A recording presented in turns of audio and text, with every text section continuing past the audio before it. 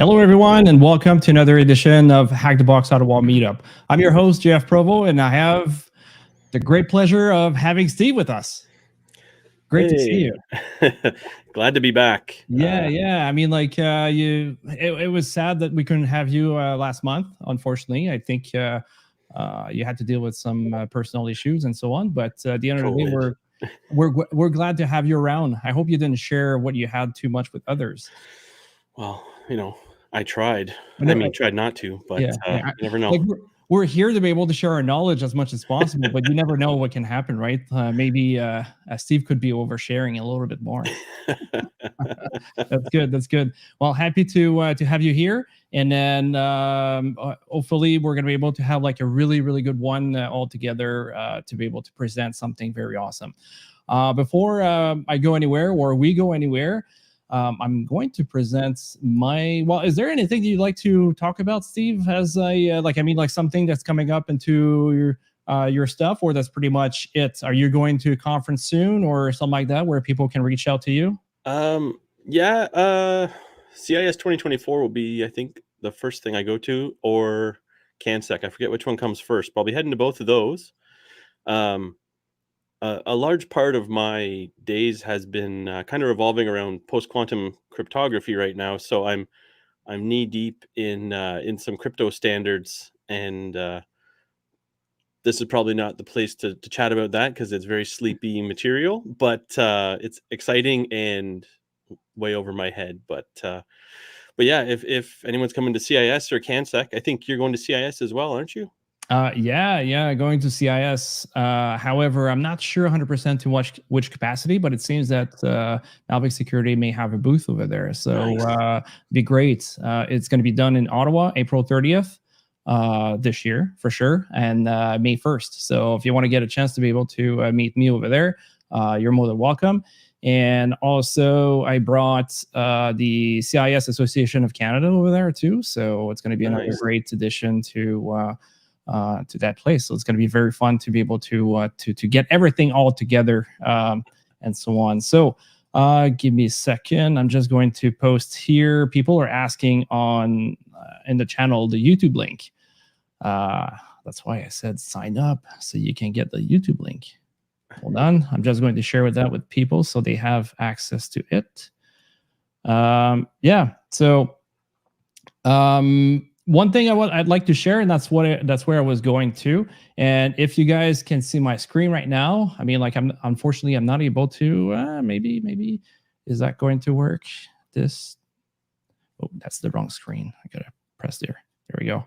All right, so this one, if you can take a look here, that's what I was talking about last month, and we talked about the SKO that happened on January 28th and so on. And there was a CTF competition during the running as one SKO 2024, and you can see I'm right there. This is me with the Hack the Box, like the actual Hack the Box team. You can see, I think that's the chief marketing officer or something like that. That's over here. There's probably others, and then the CEO of the organization. So yeah, it was very fun. And then if you want to have like a glimpse of everything that happened there, and then the people I met, and then some of the awesome team that's over there, like, have a read. I'm going to put it directly on the YouTube channel over here, so you guys can have it if you want to take a look at. And then over here, so the next piece I want to talk about, and I don't have it here unfortunately, but I can say right now we have somebody in YouTube called NJUT-N95. We have, I got to get the link to that person too, 4-way handshake. We got also Alex into, like, he's the star volunteers into our group. And we have also Chain Manor that's there too. I'm trying to see, like, I'm probably going to forget some of you guys. I apologize for that. But the good news that I want to say about it is, basically for us, we did the actual, like, the Cyber Apocalypse 2024 CTF as the Ottawa Meetup, right? And we finished basically 127th out of over or around 5,700 teams. I can tell you, it was insane. It was great to have all those guys. So the names of the people that I talked about are, well, I mean, like there's more. I apologize if I missed your name, but obviously those people are the one that were part of it and then make it successful. And it was great to be able to have everybody over there. So yeah, that's great. Let me see if I can get the link on YouTube. I think I got it here because I think people are asking for it, even though I'm trying to get them to subscribe, but not to register on the Meetup page. There you go. All right, are we good to go? Okay, so there's one thing we're going to do a little bit differently. I don't know. I think we got pretty much everything covered. Oh yeah, there's the business CTF as well that I'm going to bring a couple of people over there. So I already started the process with some of them. So not everyone will be invited to this one because unfortunately it needs to be a business going over there. So I'm bringing Malvik security to that location, but also the people that went through the cyber apocalypse and did really, really well. And obviously I need to trust them as well too, right? Because I'm giving them somewhat of a, like kind of an entry point to my company. And we're going to go over there and then I'll try to report back on all that stuff. So that's going to be great to be able to see it. So yeah, great. Good. So let's move on to the next piece. I need to take this out. Okay, I have here Sandworm. This is the machine Steve and I will be covering, right? And the thing is, as you can see, I need to change the banner because otherwise you guys are going to be screaming at me. Let's put that to enumeration, like just hide it. There we go. All right, so we're going to be attacking Sandworm, okay? But the way it is, we're going to try to do it a little bit different. And you guys probably know there's a guided mode that's here, right? Or we have the adventure mode. We just go in there, we hack through it, and then we're going to find some of the questions. And then we have guided mode. So we're going to get questions. And as we're going through it, we're going to try to answer them.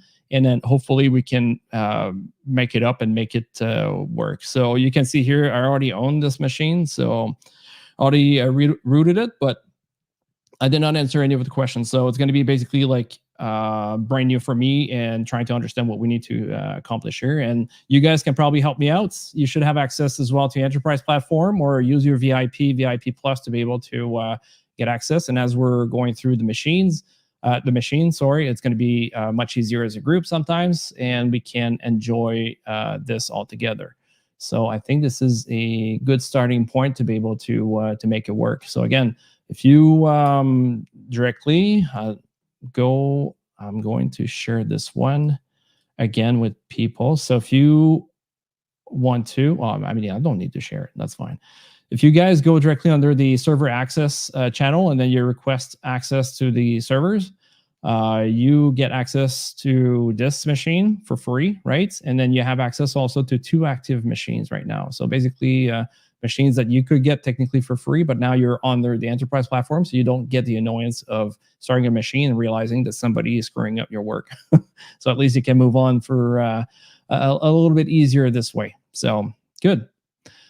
All right. So Steve, if you don't have anything else to say, you can hang around with us or and depart. I'm good. I'm just going to sit back and watch you work. All right. Sounds good. Sounds good. All right. So, okay. So the machine's already spawned up. We already have, we have around 20 hours to be able to accomplish this machine. So it's not going to be an issue too much, right? So as you can see, I already have my connection already set up with Bonebox, right? Almost 8 hours left to go.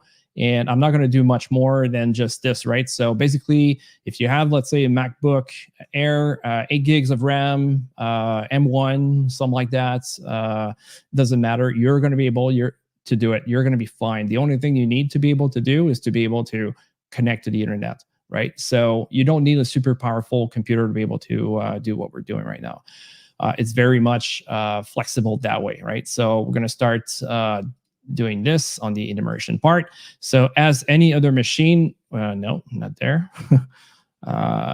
Escape. Okay. Like any other machine, what we're going to do is an nmap, right? We have to go inside the machine and take a look at what's there. The easiest way, at least to start with, and what I like to do is to try to figure it out which port are currently open, right? Once I see them, I go for the specific port, depending on what it is. 22, we may not need to, but let's just for the sake of it, do it. And then 443 at this point. And then the common flags over here. So for the script and the versionings as well, we could have used a different flag. Oh, by the way, I forgot to say that I have 4 free vouchers to give. So as I'm going through, I may ask a couple of questions. So try as much as possible to be interactive with us and stay around. And I have one that's a VIP plus for 6 months, right? So I'm going to give it at the end of our stream. However, it's going to be a question regarding something that happened throughout the stream, right? So try to stay tuned about what's going on, and you'll get a chance to be able to get a 6 months VIP plus subscription out of this. So that can be a big plus for you at this point, right? So it's just a random question, and the first person I'm going to see on YouTube responding to it will be the person to get it. The other 3 is going to be throughout the whole thing. Like, so it depends on exactly what's going on, right? But it's going to be throughout the whole event. All right, so we got an error. I mean, a dot does not work. It's going to be a comma there. All right, so let's do this. At this point, what's going on is we looked at the ports over here. We see this. We're looking for a little bit more information, but instead of going for all top 1,000 ports, right? I want to be able to take a look at only those 3 ports because those ones are a little bit more important to me at this point, right? We could also on the sideline, let's say you want to do an OSCP, you want to do like you want to be proactive. You could have done the same thing too. Let's say nmap and do, let's say, the same thing against MIP and then -p-. It means that we're going to go for all 65,000 plus ports, right? So I just press enter, let it run. And this is something that's happening there. So at the same time, I'm able to do something else. And that's very relevant at this point to do something like this because if you're doing OSCP, sometimes your time is very crucial.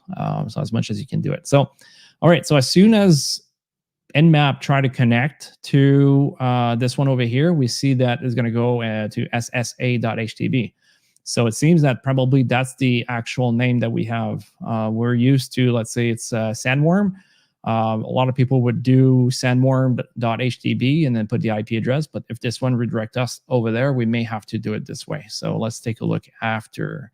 And do we have anything else that we can take a look? So it's for the spy agency, classified country name. Do we have anything else? No.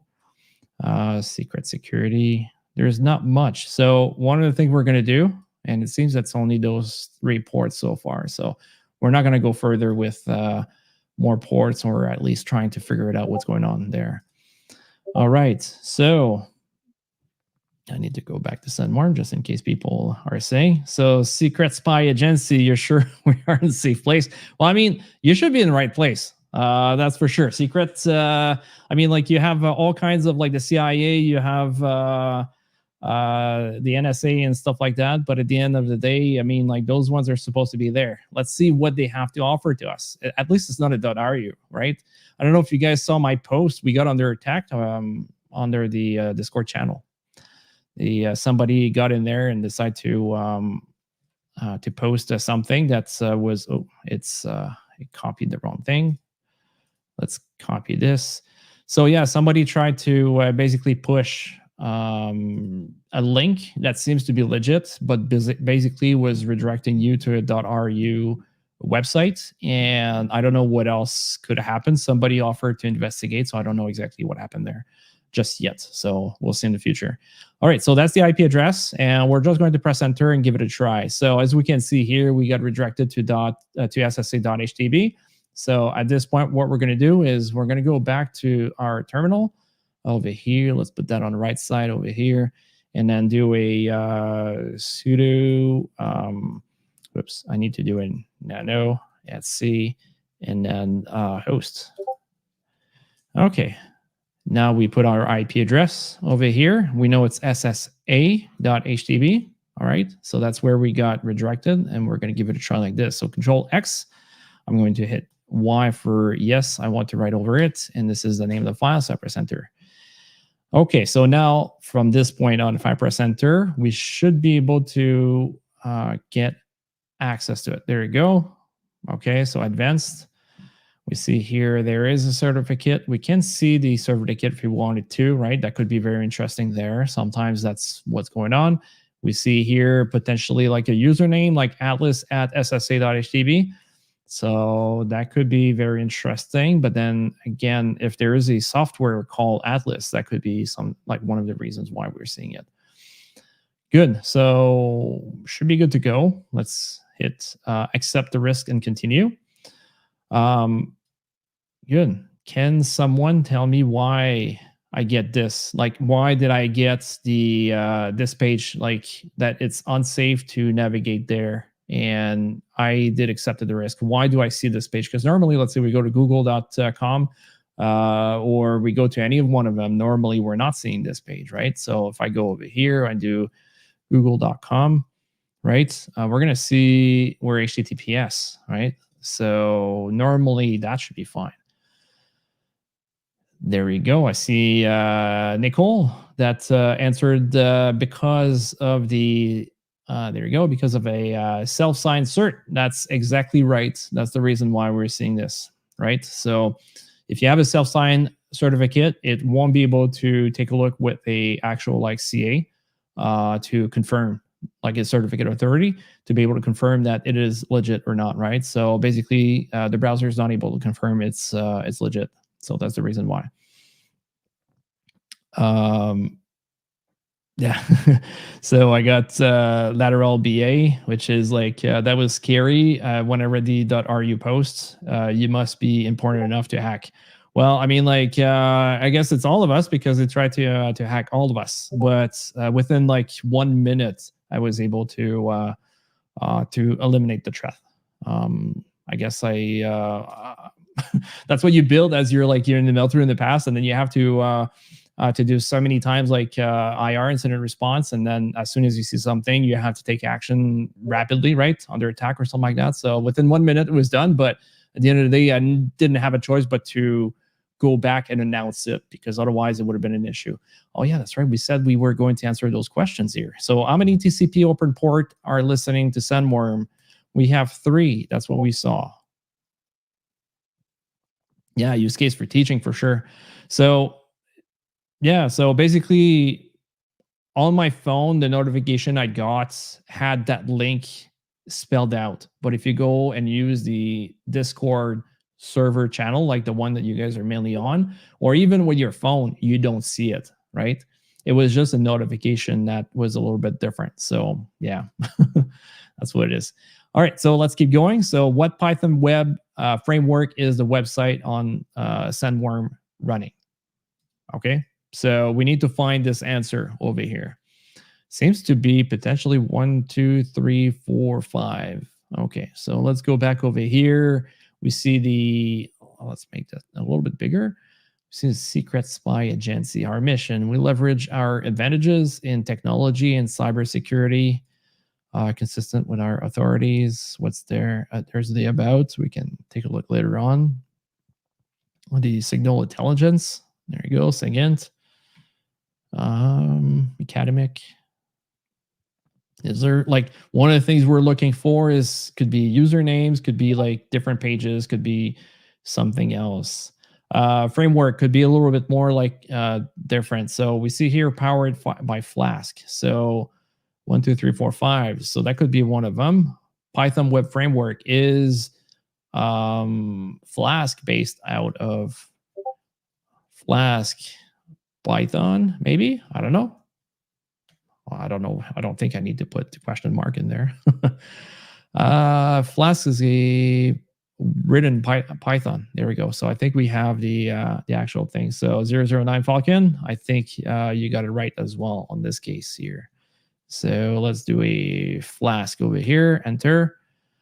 Perfect. So what encryption protocol is the site using to receive encrypted and signed messages?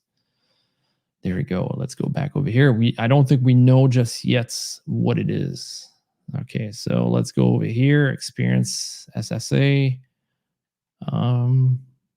There's a lot of blah blah.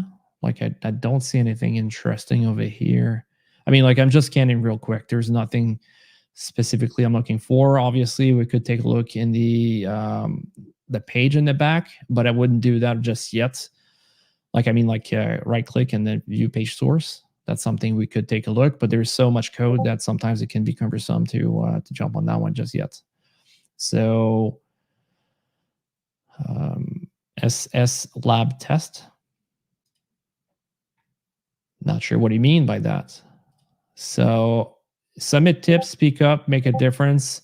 Do you have a lead that could help us submit a PGP encrypted tip here, and we'll get back to you. So now let's get rid of this one. Let's get rid of this one too. If I go back here, what encryption protocol is the site using? There you go. Yeah, I think you got it far away. So PGP. There you go. So submit. Perfect. Again, once more, if you need to get access to the machine, we have free access provided to you. That's going to be given right now. If you need to, you just let us know, and one of us will try to help you out.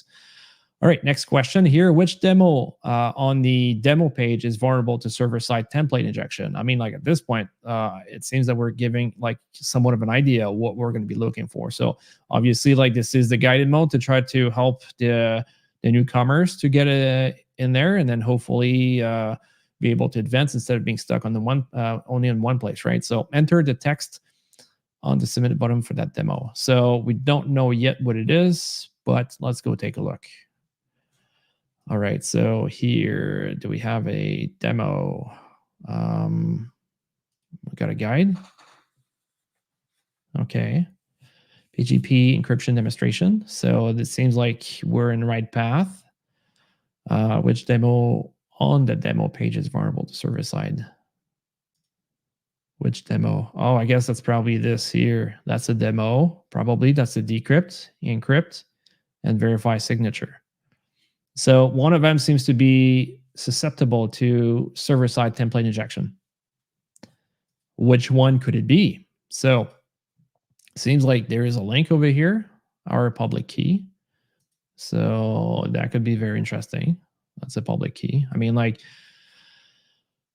okay, so I'm going to ask a question real quick. Let's go for a 1 month question over here. So the first one, you have to use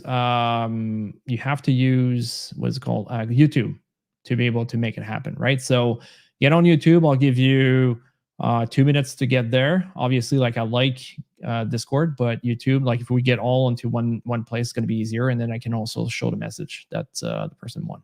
Okay, so get there, and then I'll get my question ready for you, and then ask the question away. So in the meantime, while people are getting there on YouTube, just to make sure that you're seeing me, I'm quite sure everybody is there, but just in case you have it in the corner or something like that, at least you're good to go. All right, so make a directory here, call it Sandworm. I think that's what it is, yeah. City Sandworm. And nano and key.pgp. Doesn't matter really on the extension. For me, it's just more trying to get it there. And then I'll just Control X, yes, to save it in the buffer. And that's exactly what I want. All right, so my question is, and I'm probably sure you know exactly where I'm going. Use as less word as you can, because you need to do it fast, right? If you want your the 1 month subscription to it, oh, I got to check. I think it's VIP. I'm quite sure it's VIP, 1 month free, right? You're going to get as a voucher. And the thing is, by the way, it does not stop you from being able to win the 6 months, right? The only thing is, if you win the 6 months, I'm going to substitute it and give it to the next person that wins, or not that wins, but like the second in line that actually gives me the right answer for the 6 months, right? So if you understand what I mean, is if you win this one, you're not being put on the side to not win the 6 months. I'm just not going to give you the code just yet. It's going to come up later on, right? All right, so the question is, if we have a public key here, what is the purpose of a public key into the whole description, like the whole thing of PGP? So you have to tell me the purpose of what it is. So if I want to use a public key, what can I do with it?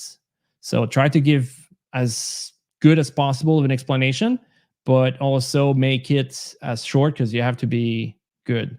So it's to encrypt the message, to encrypt the message, to decrypt it using the private key.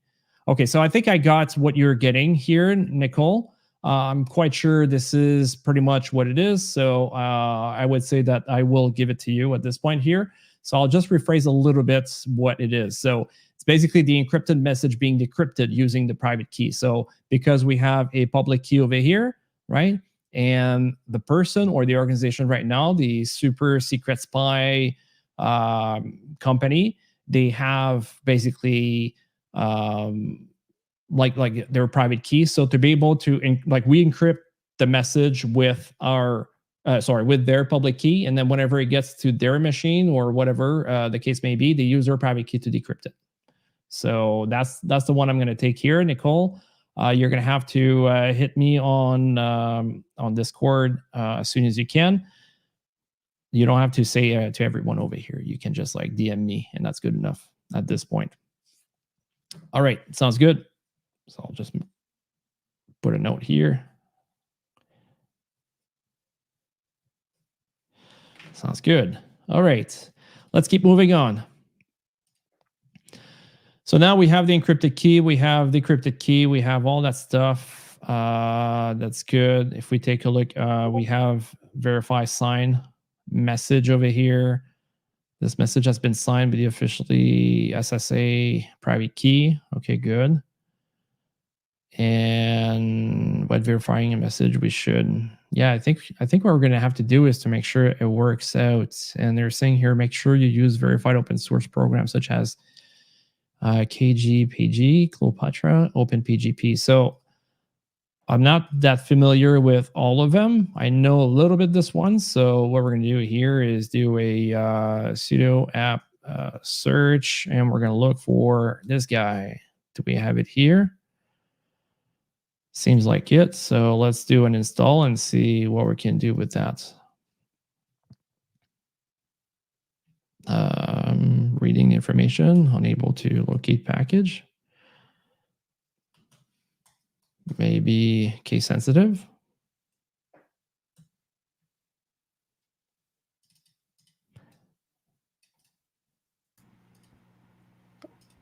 App install. I don't think I, oh, That's yeah. a typo. Just yeah, typo, I just realized. Thank you. My pleasure. Yeah. You're not getting a free month, though. You have an advantage over everyone. I can just shout it out. Yeah, exactly. A little easier this way, right? So, all right. So, failed fetch. That's a good question. I hope it did not. Worst case scenario, we're going to use the other ones. I'm not as familiar with the other ones, but we'll see. Fix. Is it internet?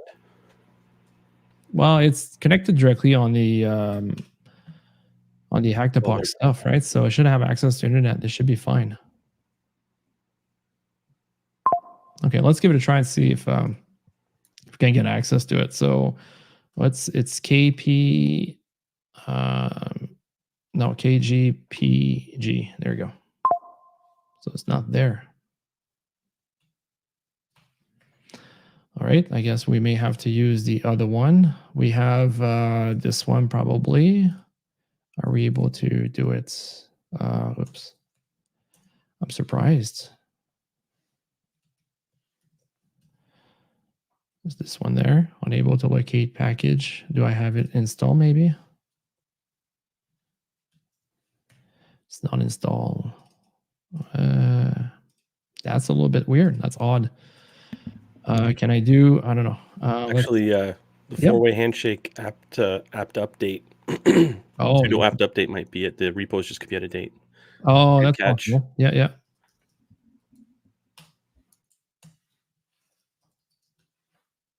Let's do that.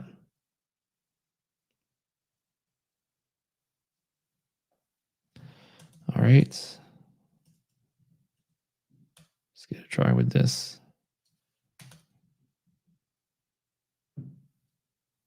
Oh, it's already better. Good catch. Good catch.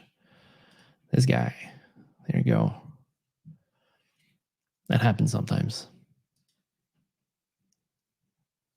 So while it is doing this, I see here a comment for digitally sign. For a public key, if we go back to that one there, and I'm quite sure Steve will just like hash it out a little bit later on. It's not exactly for digitally signing the actual thing. You need the private key to be able to sign the actual message at this point.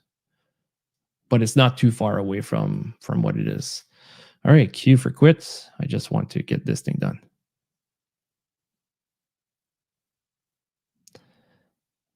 Should be done soon.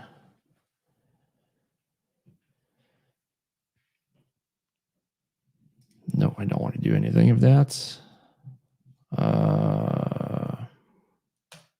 Should be fine. Yep.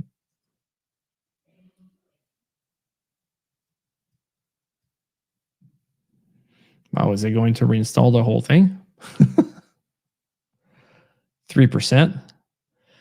All right. I mean, like it's going to take a little while. Let's navigate around and then see what else we can take a look from there, right? Because obviously, at the end of the day, I just don't want to just do that. So we have this. Let's say we want to encrypt the text, right? We could write down this is a test. And then if we do, oh no, that's decrypt. So the encrypted message is not going to work. So that's a little bit off. The other way around would probably work. I have the public key from there. So maybe I could have done something else. So we're going to have to check out encrypt message. Public key encrypted. Taking a little bit of time to do that. Let's go to contact in the meantime. We see encrypted text. So I think that part we already looked at it. One other thing too, while this is doing this, and that's very good to do, I like dir buster, right? That's probably one of the things we could also use in the meantime while it's installing, trying to take a look if there's anything in the back end there that could be very useful for us. Well, not back end, but front end, just not easily like available in front of us at this point, right? Got to be used to it because I just use Command C to be able to copy it, but that's doesn't work on this one. All right, so in their USR share, and then we're going to go to word list over here, and then the Buster. The one I like to use is this guy here, the 2.3 medium, all lowercase. In general, this one should be working out pretty good. This here, we're not sure exactly what else we have, but I would guess probably HTML. And then here, let's go to about 33 or so and move on from there. Good. All right, we're letting it run there. So if we take a look here, it should be rather easy for us to see what's going on. So we see also the response code, right? Obviously, this is a GUI, so it makes it a little bit easier for most people. You could have used GoBuster and the likes to be able to get a little bit further down the road. Well, not further, but at the same location we were trying to head, but just like from the command line standpoint, we could have used something like FUF or WFuzz, but I'm not a big fan of those ones because they don't do the same thing exactly. Like this guy is going to do redirection, so he's going to try to follow along and try to see what's going on and making move forward, right? So that's a way to be able to start enumerating the whole thing, and then. Let's say static here, and then we see bootstrap and so on. I don't think it would have found it with FUF, especially if you put, let's say, a .php or .html in this case. I don't think it would have worked. Are we done? 68% done. Okay, it's taking forever, but that's fine. Is there anything else that you guys would do in the meantime? Any suggestions here? See four-way typing. If we go take a look back to the question, which demo on the web page is vulnerable to? Well, I mean, like we could try them all at this point, I guess. To answer this question, we had 3 of them. I think so. Ferox Buster does a really nice job for finding likes, my files, likes, libraries for Popper. Yeah, that's a very good one. The thing is with this one also, Ferox Boster, if you use auto recon, it will do it as well. We use exactly this, and it does exactly what you're talking about. Yeah, because it's cans links within the site itself. Correct. Perfect. So there's something else. Oh yeah, there we go. So let's go to, is it the about or contact? There's a link. I want the link. Is it the guide? There we go, the guide. Okay, so what we can do is decrypt message, encrypt message, and then verify signature, right? So I mean, like that's going with deduction at this point. How we're going to write that? So decrypt. Well, hold on. Signature. That's longer than message. So I'm assuming it's probably verify signature. Okay, so we have SSTI vulnerability over there, right? Under verify signature. So that's the location where we're going to be able to use SSTI. Server side template injection, right? So what we know is, I believe, Flask is using Jinja 2, right? Alongside with like on the Python thing, and then it uses like the template. So if we're able to use basically that template and try to inject it there, we might be able to do something out of that. So that's something we're gonna have to take a look at. Okay, so this guy's done. All right. So K, oh, there it is. Perfect. Whoops, cancel. Oh my God. We'll get there. All right, it's about to open. Eventually. I don't have it at the bottom.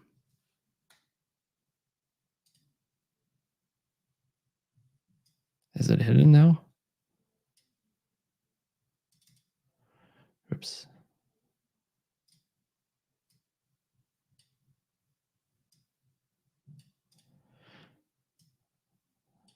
It looks like it's not starting. I may have to go back there and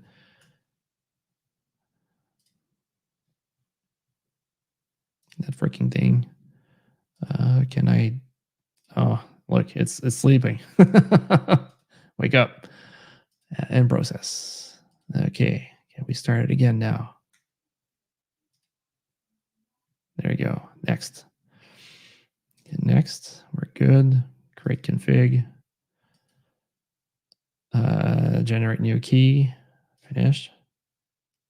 Okay, so that's basically the keys that we have here. But let's give it a try with let's say the one that we had. Well, maybe the one we had earlier.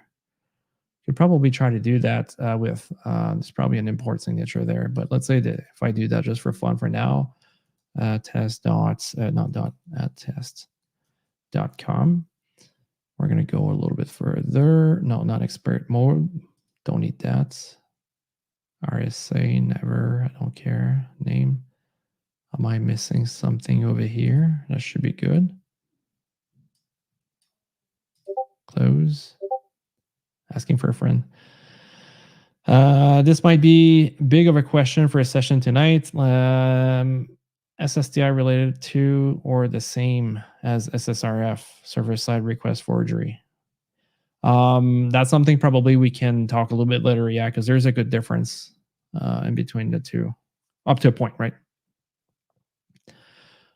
All right, so this one, for whatever reason, it doesn't give me anything. Can I import key? Oh, I can import a key. Okay, so let's go back over here to Sandworm, import that key. Okay.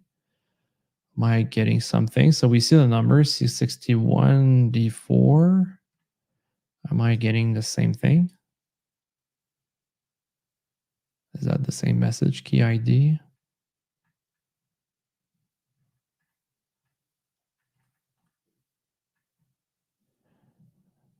Seems to be working. Yeah. Oh, C61. No, it's probably a little bit different. Import private key and use it to verify a message. Make sure to paste the entire message into you. Okay, that's probably a little bit later. Okay, so we have the SSA key over here. That's there. Can I do something with it? See stuff there. Okay. Keys, import key server, open editor,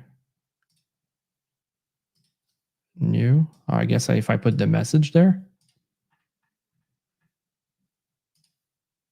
that's a signed message. And they said earlier we need to put the whole thing there. Can I do that? Sign and verify. D6. Okay, there we go. So I think that's what it is. B6BA and then D4. D6B and then D4. So it seems that this actual one actually works, right? So we see that everything is there. So it seems that we're good to go. And let's say if we, for example, we decide that this is a test, right? And then we do an encryption. Untrusted key. This. Okay. Okay. So I got a message over here. If I do this and now I go back on top, that's the encrypted message. Can I decrypt it? Oh, this is a test. There we go. See? So we were able to do the encrypted text to the decrypted message text. So as we talked about earlier, is we have the encrypted message, and I mean, like, it's jargon pretty much for everyone, right? To be able to read it. And we encrypted it with the key that was provided, like the public key that was provided directly over here, right? And then we encrypted, this is a test, and we're able to decrypt the message. The same thing could be happening, I'm assuming, if I say do this, come back here, I believe, in new tab. So we don't have to go back. Was it there? No, that's contact. We need to go to, if I put that there and then I submit it, thank you for your submission. However, if I just put whatever there and put submit, message is not PGP encrypted. So you can see that there's like a mechanism in the back. Try and take a look at that. Okay, so we have public key encrypted message. So we could potentially like encrypt a message. Provide your public PGP key. We will encrypt a message for you to decrypt with your private key. Okay. Let's go this, erase. Like this one here. My name is Steve. There you go. Double space. I mean, like Steve is able to do it properly. Oh no, that's only one space. Look at that. Wow, that's a big space. Okay, so if we do that, can we just, oh, we need to create our own one. So tests. I don't want to go in expert mode. Never. Is that test@test.com? Email is optional, so it doesn't matter. Oh, it needs more. So let's call it hacker. There you go. Needs a little bit more for the name.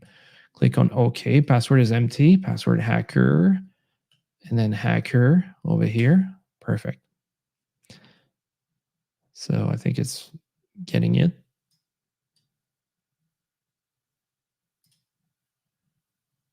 Maybe. Okay, good. Test key ID, save as. Okay. So, okay, now we have hacker over here. So if we want to do encrypt and then we use hacker to encrypt it, click OK. That's basically our PGP message. Let's put it here. Hold on. What am I doing? That's not an encrypt message. I need to put my public key there. So I think that's more what it is there. Can I do? Oh, there we go. Export everything, clipboard. Okay. So yeah, I think that's what I need to do. Decrypt message. No, not this. This one. Decrypt mess or encrypt message. There we go. So if I do, is it possible to copy it?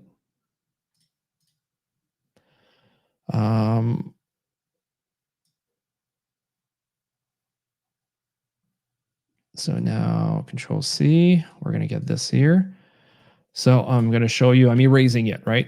and then putting the new one in place. And let's do a decrypt over here. Our key was hacker, like the password. Press enter there. Oh, there we go. So this is a encrypted message for hacker. If you can read this, it means that you successfully use your private PGP key to decrypt the message meant for you and only you, right? Congratulations. Feel free to keep practicing. So that's a good way to be able to practice back and forth and understanding exactly what we're trying to do, right? So what I've done here, so you guys can track along with me a little bit, right? I used here hacker, right? So that's the one I just created, like completely created myself. I clicked on it, I pressed Control C, and this window pops up, right? And then I put it to clipboard. I could have probably emailed it or key server or something like that. It seems to be sending exactly what it needs to do, right? And then I click OK, and then that's on my clipboard, and I can do this. And then now the public key is right there, and we can see it says public key. So it makes it a little bit easier to do that. There you go. You're welcome, Kid Quick 23.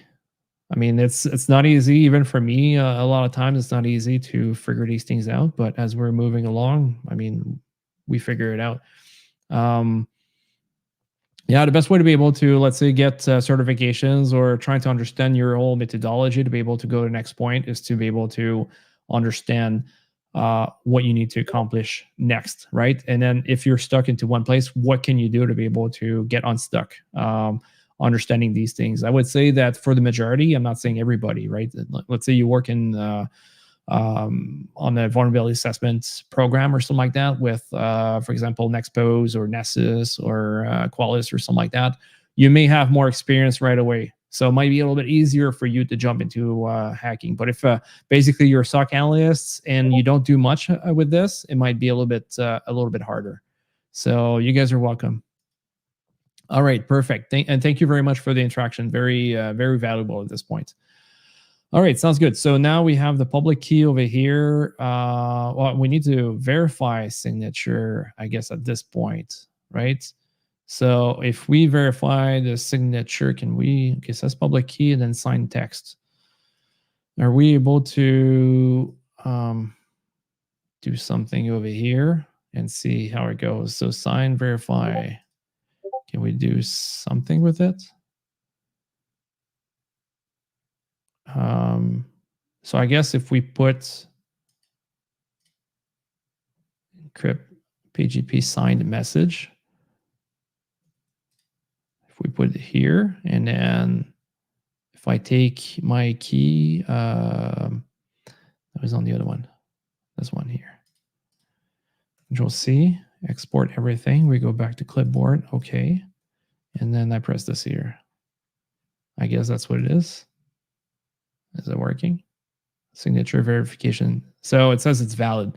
So basically, this is how I was able to do it. So it encrypted, put the signed message here in there, like within the whole signature thing, right? PGP signature. There we go. Sign and verify. So I guess that's what it is. And then I put it in there. I put my public key, and then it was able to verify that the signature was valid. So the way that the whole process went through, it actually worked. And I'm quite sure, like, without beating this process all together and just like removing Steve's thunder later on, I will like keep going at this point right now. But if you guys have any questions later on regarding this process, I mean, that could be something very interesting to probably go about, right? Or talk about. All right, sounds good. So let's take a look at what we can do next. We talked about the fact that whenever we go here, we have under verify signature, we have the server-side template injection right at this point, right? And I talked here a little bit earlier, Flask uses Jinja and Python. So it might be somewhat of a, like something, like a little something we could try to probably work with. What is the name of the jail? That's the web application. Okay, so we don't need that yet. Okay, so let's go back over here, and we have SSTI injection. And I think, yeah, probably Jinja 2. I'm quite sure 4-Way can talk about that, because that's something he brought up at one point through like one of the challenges that we were doing throughout the CTF. Jinja over here. Yes. So exactly. 009 Falcon. That's one of the way to be able to do that. Yes. To verify those things. What I'm looking for is to do one of those things where it is at. I probably skipped it. There's another thing I'm looking for that has a little bit more to it, like a little kick. They're very close, but like it's only a one-liner. Whoops. No. Render templates. That's not what I'm looking for. Jinja 2. Let's take a look at. Is there something here? Oh, that's training. All right, no, we don't need training.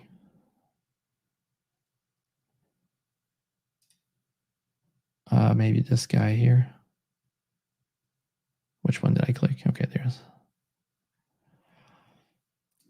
So I'm looking for one that basically we're going to get a something. So that's basically the same thing that we have 009 Falcon that just talked about that we can do. It's a little bit easier to do it this way. I guess we could potentially do it.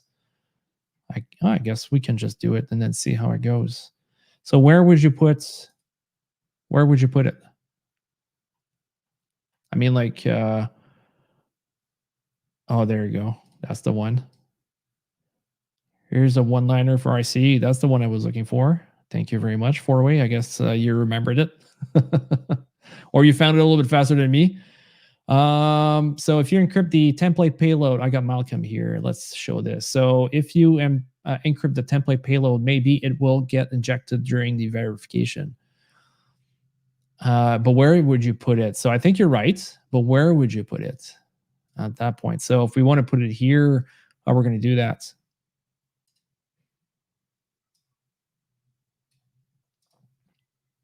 So if we're creating something, we can either like try to get it into syntax, but maybe not syntax. Like technically speaking, we could probably try to put it into decrypt over here, but no, that wouldn't work. Or maybe, I don't know. I should probably remove that message here. Well, which parameter gets reflected? That's what we need to ask ourselves. Yes. All right. So what I'm going to try to do is I'm going to craft a new key and put that template in there, right? So if I come here, right, file, keys, generate key pair, and then let's put it under name because there's not a whole lot of places. We could potentially put it here, but they're optionals. Let's put that there. Okay, continue. Put it as hacker again, hacker. We don't really care about how secure this one is because it's not meant to be secure at all. Good to go. So we see here it's under name. So basically speaking, if we take this, Control C again, is it going to work? Control C. Okay. Clipboard. Okay. Put it here. And then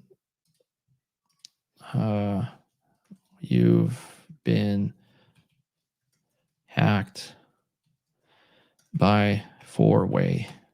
There you go. Or maybe I should say handshakes. He told me to do it. Sorry? That's pure Canadian, right? We have to apologize for this.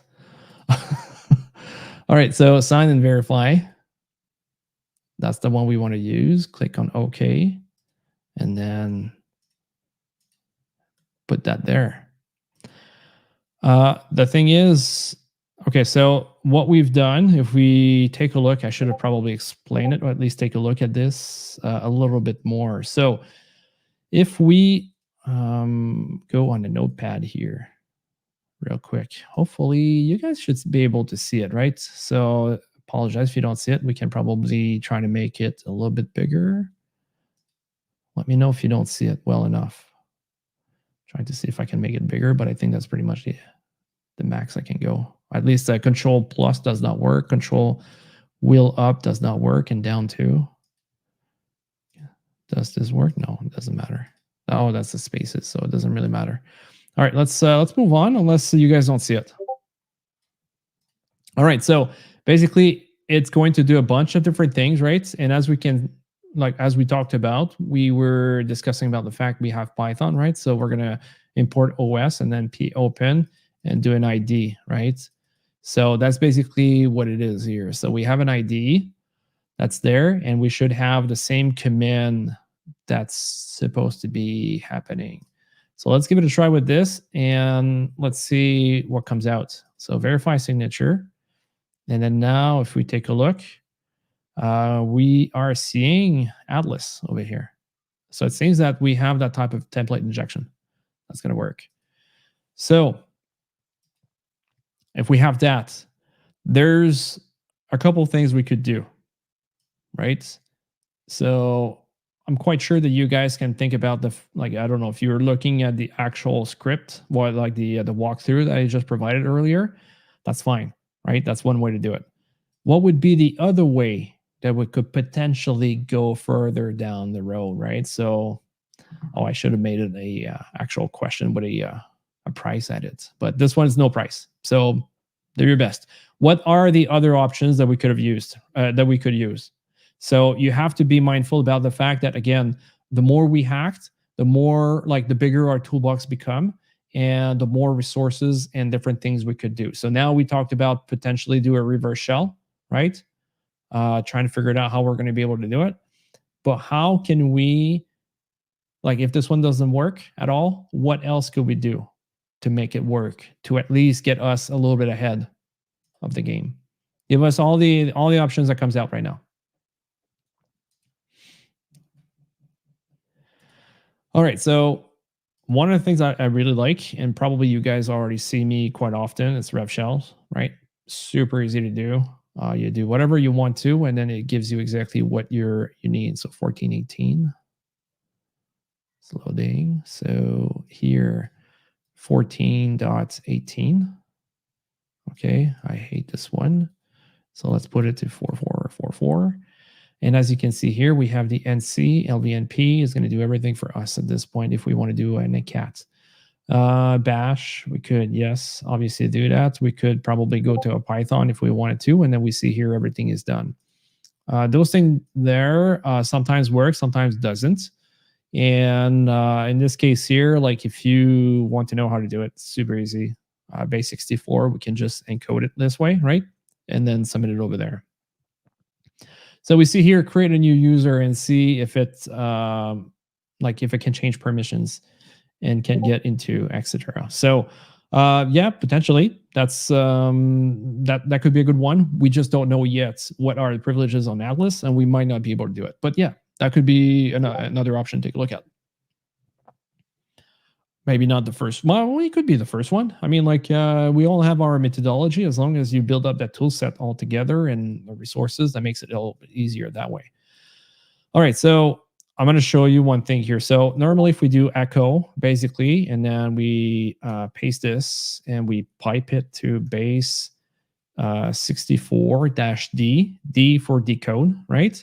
And then we do a bash. Right, so that's basically what we're going to try to do. So how is this command will work? So if we do an NC LVNP, so L for listening, V for verbose, and for the like, don't take a look at the DNS, and then P for the port, and we have 4444. Press enter, and then we just wait over here for this. And then if we do press enter, see, we have a shell bag. So at this point here, I confirm that my line over here works. So it's not an issue at all, right? It's going to do exactly what I'm looking for as soon as it gets executed. And that's something I can actually put instead of ID at that point, right?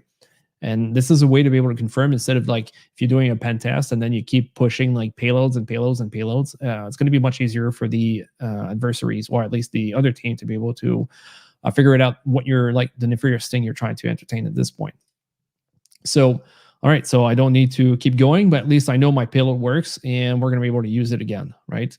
So let's do this. We're going to copy this. I'm going to close that. Go back again to my notepad. This guy here. Okay, close that guy.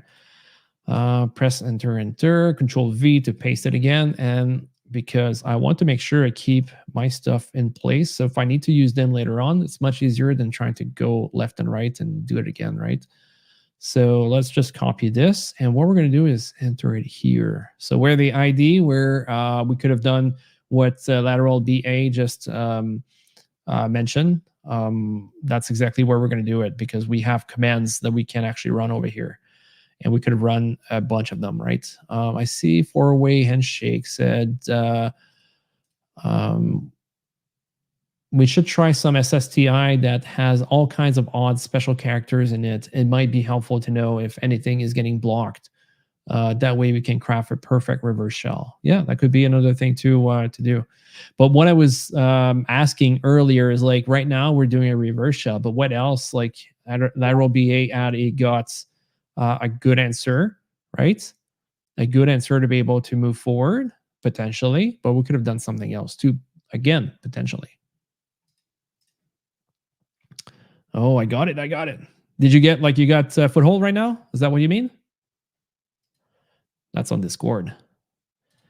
Okay, so I got to go back over here, and there's nothing. So let's get this guy down. Not this. Wait, there we go. I got too many things. Assign key. No. Okay, we just need key. Generate a key pair over here. We're going to put our new payload. We can see everything is in there with, like, pipe it to base 64D dash. That's right. I didn't explain it. But it's basically echo the code, which is base 64, decode it. And whatever decodes is going to be run on bash, right? So that's why it's being piped over there. I should have explained that a little bit better earlier. All right, 4096. We keep it that way. Click on OK. And we're going to do the exact same process. No? What do you mean I got it then? Or you got my question. Is that what you meant? All right. Oh, I pressed a key by mistake. Hacker. And then let's go to OK. We're going to get iThing. Okay, I see. All right, so we see our name is quite long, but should be potentially good to go. So before I go any further, I just want to make sure I have my terminal good to go, and CLVNP 4444, and it's listening right now. I'm going to put it a little bit on the side here so it's easy enough to figure it out if I get a shell, because sometimes, well, that happens in the past. I got a shell and I killed it because I didn't realize it was there. It was hidden behind my my stuff. So I had to check back and try to figure out what I did. That was annoying. So either way, okay, good. Okay, now we're doing the same thing here. We're going to do not control, not command, control. There we go. I swear, four-way is guilty. I didn't want to do it, and he forced me. There you go. So now we are going to sign and verify at this point, because we need to do the exact same thing. Okay, so that's the one I want. Okay, so now it's there. We're going to copy it there. Let's get rid of this and rid of this as well, because I don't want to confuse myself. So we paste the message over here. Now we go back to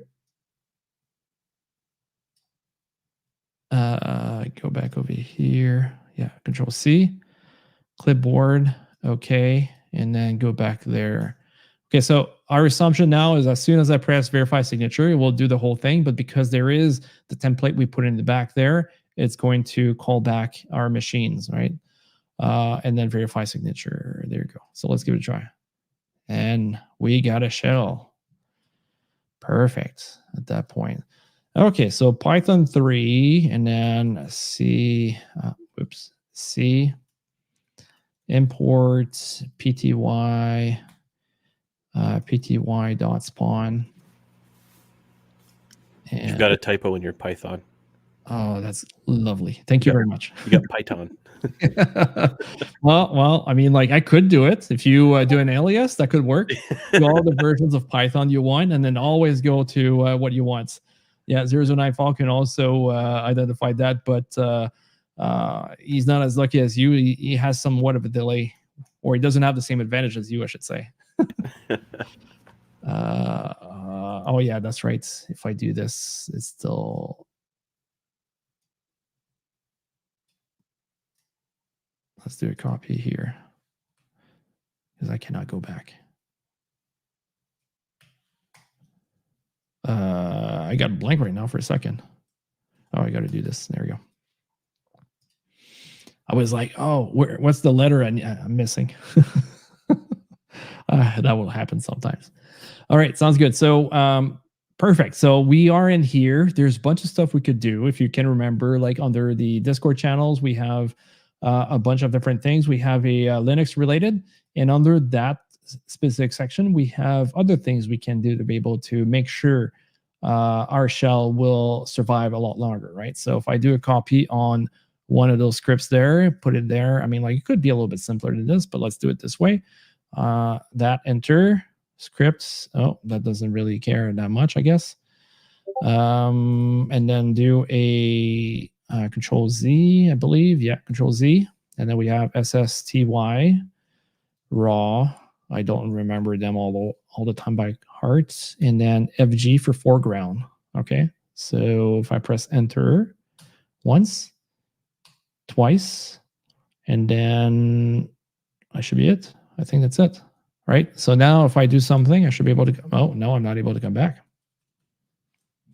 There's another thing too. I think we need to do. It's a term. What's it called again? I forgot. I don't think it's there. Maybe it's the one and above. Got another one that's above. Yeah, this I could have done it. So shell bash export term. Oh, maybe term here. Export term. Let's go with colors because it's nice. All right. So now if we do this, is it going to work? Nope. So maybe there's something going on with this one, right? I think it was another typo. SSTY instead of STTY. Oh yeah. Yeah. Very good catch. See, that's what it is when you do it live. Sometimes those things happen. So all right, let's do it again then, if that's the case, or maybe it could die if I do that. Let's forget about that. Yeah, maybe sometimes copy and paste is a little bit easier than this. Then yeah, SSTY. If you see, that's exactly what it is there, and you're completely right. There's nothing wrong about it. It's me that's screwed up. Yeah. Lateral BA, you are going to have to sit online with me when I try my first hack the box. I mean, like there's anytime you should give it a try and, and do it. All right, perfect. So now we're going to do a couple things. Well, I'm under Atlas. So do we have, well, PWD, that's fine. LSLA. First thing I could do, SSA. Whoops. CD, SSA. Is there anything? Did it die? Oh, okay. It came back. I could probably go there, but I think if I go under home, LS, LA, city, Atlas.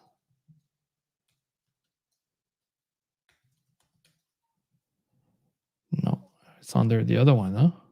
Cities, LS, LA, cities, silent, observer. Okay, so it's probably under the other one. But I got .ssh here. Atlas. .ssh. LA. Is there anything in there? No. There's something we could do. So if we start a new one over here, and that's where I'm talking about sometimes, like you can think about all those different things to help you out. So we're going to do SSH keygen. Keygen. Okay, I press enter. It's just like it's going to default where it is. Press enter again. Passphrase, I press enter, I didn't do anything there. So if I go to SSH, LSLA, so I see my ID RSA pub. I'm going to do a cat on it. ID RSA.pub. And I see this. So let's give it a try with something, right? You guys can learn something potentially interesting. And that's where I'm talking about like using your tools. We're going to do echo this, paste my public key over here, and we're going to push it to authorized keys. All right, that should work. Authorized keys, read-only file. Oh, can I do a touch authorized keys? Touch does not work.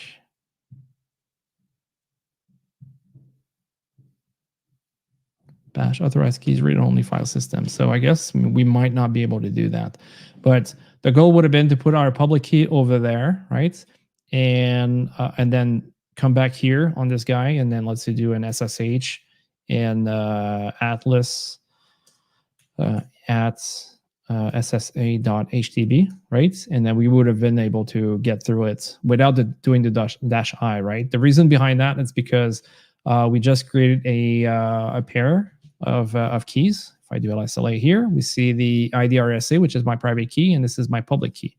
So basically speaking, if I put that over here, this one will confirm with the private, with the private key here on my own machine, if it's matching, if it's good to go, and if it's good to go, it gives me access without entering password. However, in this case here, we're not able to do that part. Maybe there is other stuff we could do, but unfortunately, it seems like we're not able to. Okay, so there's a bunch of stuff we just did that seems to be very interesting at this point. We have a whole thing that we could try to go through right now to be able to go even further. So the thing is, it might be a little bit it might take a lot of time. Pub versus no, got it. Okay, good, perfect. Yeah, if there's no pub, it's private key. If there's a .pub, that's a public key, public. There we go. Perfect. So I'm going to accelerate just a little bit here. I want to make sure we have enough time to be able to cover everything. And then we want also to have some sort of really good understanding from Steve's perspective, how far we can go with the whole thing, right? So basically our next point over here, since we just got in there, let me just take a look at my notes real quick because I was not going through any notes earlier. Okay, so what we can do is we can do a cat proc, okay, 1, and then CMD line. Okay, so now we can see that there is some sort of like Firejail stuff happening, right? That seems to be potentially blocking us from being able to go a little bit further, right? So this is the reason why some of the commands won't work. And I can tell you from a fact, if we go, let's say to like where were we? PWD, we're home atlas. And if I do a grab, for example, and then I'm looking for lowercase I and then capital case R. So I for basically like, I don't care about sensitivity of the cases. If you see a letter that resembled to, I don't know, like to an I, well, it could be capital I or lowercase I. It doesn't matter, right? So it's not going to be case sensitive like this. And then the R, it goes recursively through all the files as we're going through, right? So if we could put password, for example, try to find information. Here, it's going to say could not find command not found database, right? So that's where we have some sort of issues with this. Okay, so the next step would have been to either bring linpiece and try to find information, but I can tell you, I don't think linpiece would have been able to find anything at this point. And if you don't know what it is, that's something we can cover a little bit later, but we did talk about it in previous ones. Basically a script where it's going to run a bunch of commands and tell you information, and then you try to decipher what it is, and sometimes tells you exactly how to be able to hack it. In this case here, we're going to go to, we have LSLA config that we have over here. And then We got Firejail. We have HTTP or HTTP, right? By LSLA sessions, LSLA local host underscore 5000. I got it, Steve. I see it. Missing it 0. There we Give go. you 3 steamboats every time I see a typo. That's good. Admin, JSON, enter. And then if we take a look here, we're going to see a bunch of different information, right? So, so now we see the HTTP or http.io. That's probably something we could take a look at later on and understand a little bit more what's going on. But we see here a username. So sign observer, and then quite like the wind 22. So that's potentially like exactly where we're trying to go, right? So I'll just put it here, SSH silence observer at ssa.htb. I think that's what it is. If I didn't do any typo this time around, paste the password, and we are in. Perfect. There we go. So now if I go to, okay, it took a second. I was like, oh no. Silent, and then because we have SSH, we have autofill, and now I have user.text. So if I do a cat, whoops, no, I guess it did not copy it. User.text, and now I have my flag over here. So perfect. So we have done the first portion of this thing. I should have changed the banner. I did not change it. So let's do it real quick. Banner foothold, we just did. And now it's going to be time to go to the blue team with our friend Steve in this case. So Steve, I hope you have something awesome to present us. And then you're going to break the bank.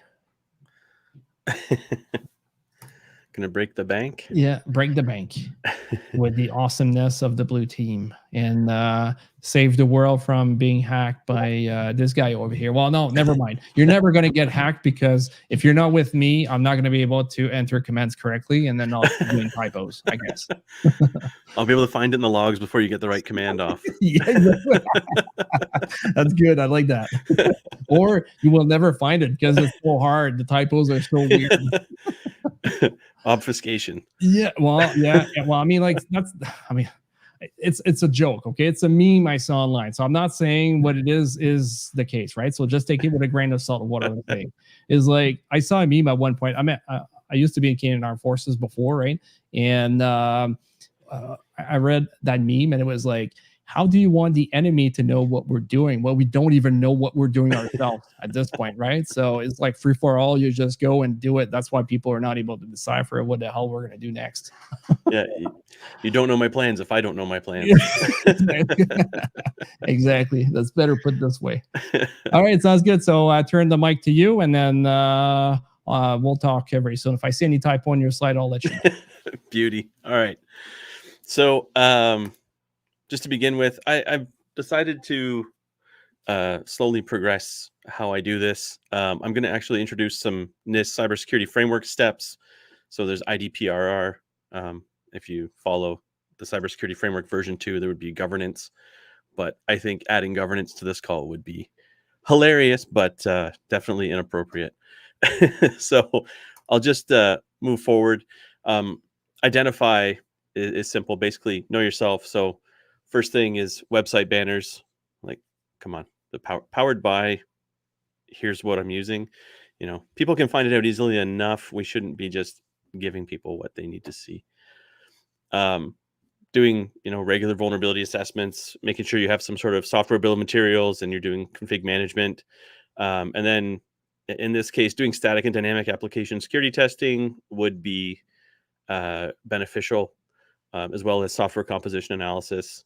And that's really as far as I'll go on the identify side, because once we get into more of the protection and detection, there's a lot more. But in the beginning, you should always just be consistently looking at your own environment and understanding what's there, what's vulnerable, how is it protected, and you know, from there,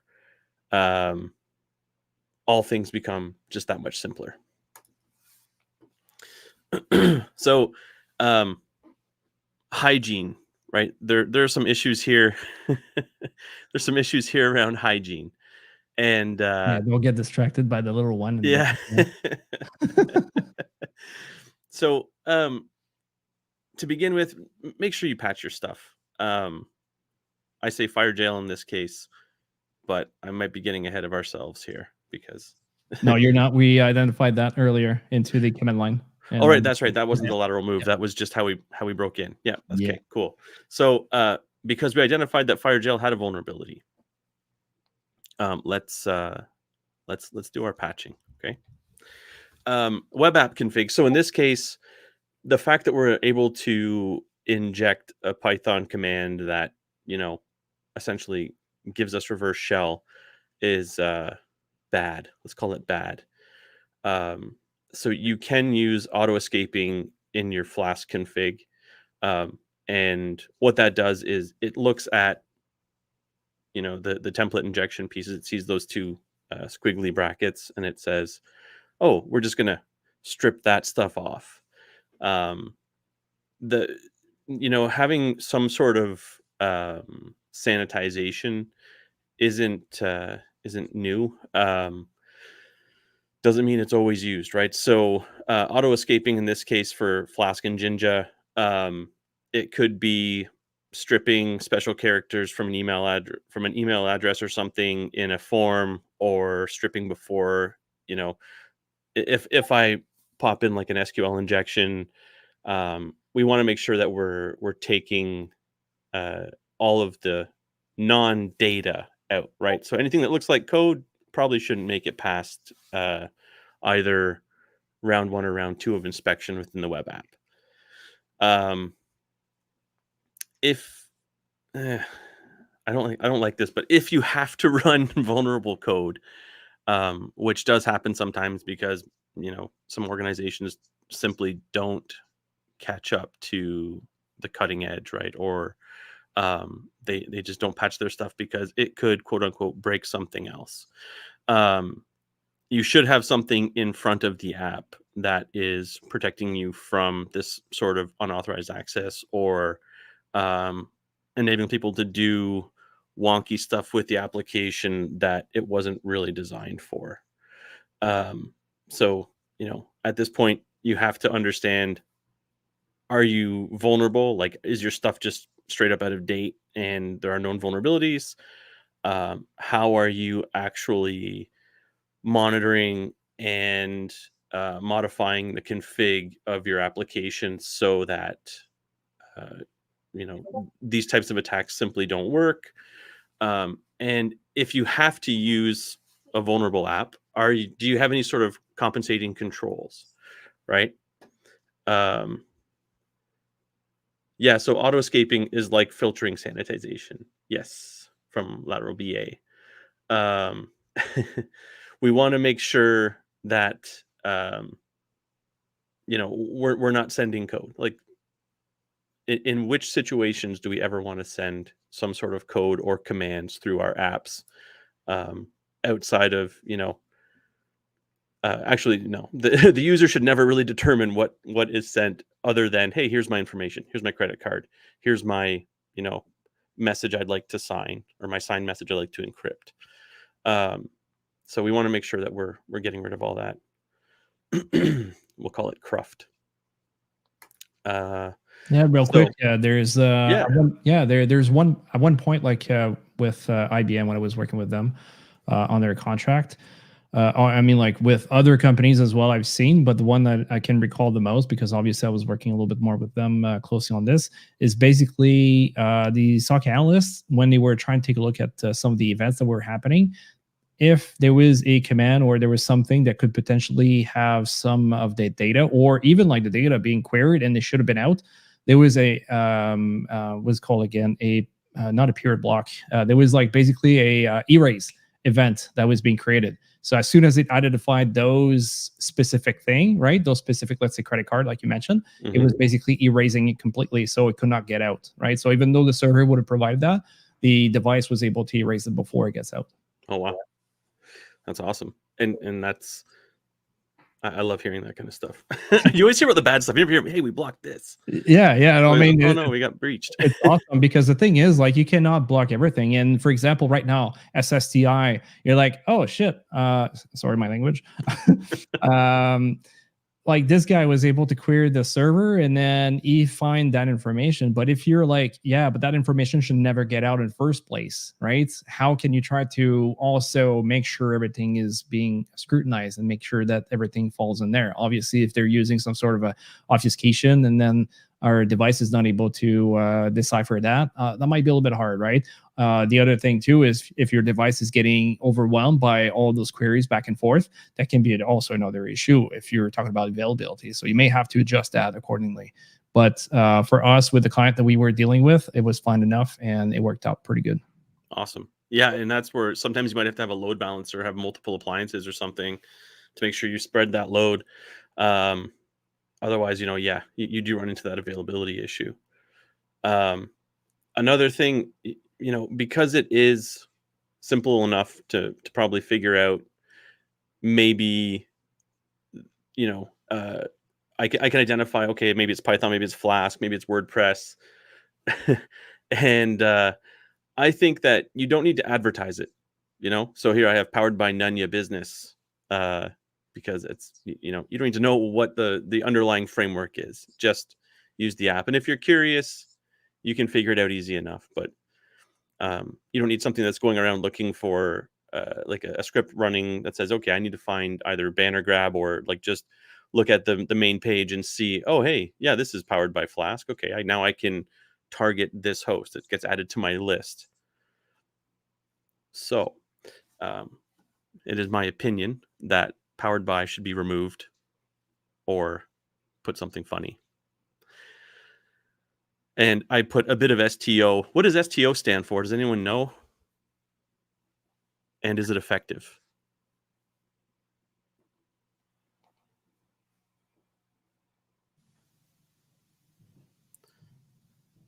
I see Lateral BA is typing, so I'm just going to see if she's got something.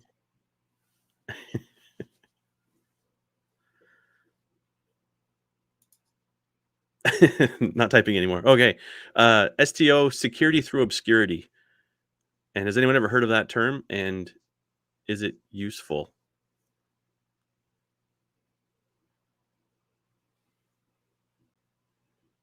So it is a term that's thrown around a lot because sometimes, people say, oh, well, if we just remove the fact that it's powered by Flask, we can get rid of our WAF, our web app firewall. So no, security through obscurity is ultimately, yes, exactly. It only filters out the scriptiest of script kiddies. So security through obscurity is literally just, let's just take out the bots from the equation and the people who don't know what they're doing. But if you actually want security, you have to, prevent people from being able to do banner grabs or from being able to see versioning.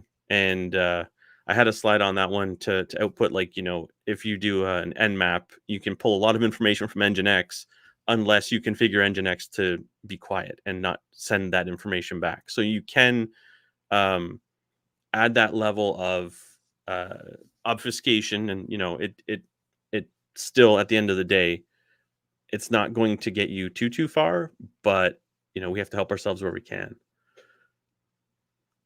Let's see. So detecting the injection. This is what the log looks like from Nginx. This is a mock-up essentially, but you can see the template, you can see the request, so the two curly brackets, and then we've got calling OS, like importing the OS library and using the popen, and then echo brrr, and then pipe that to bash. Okay.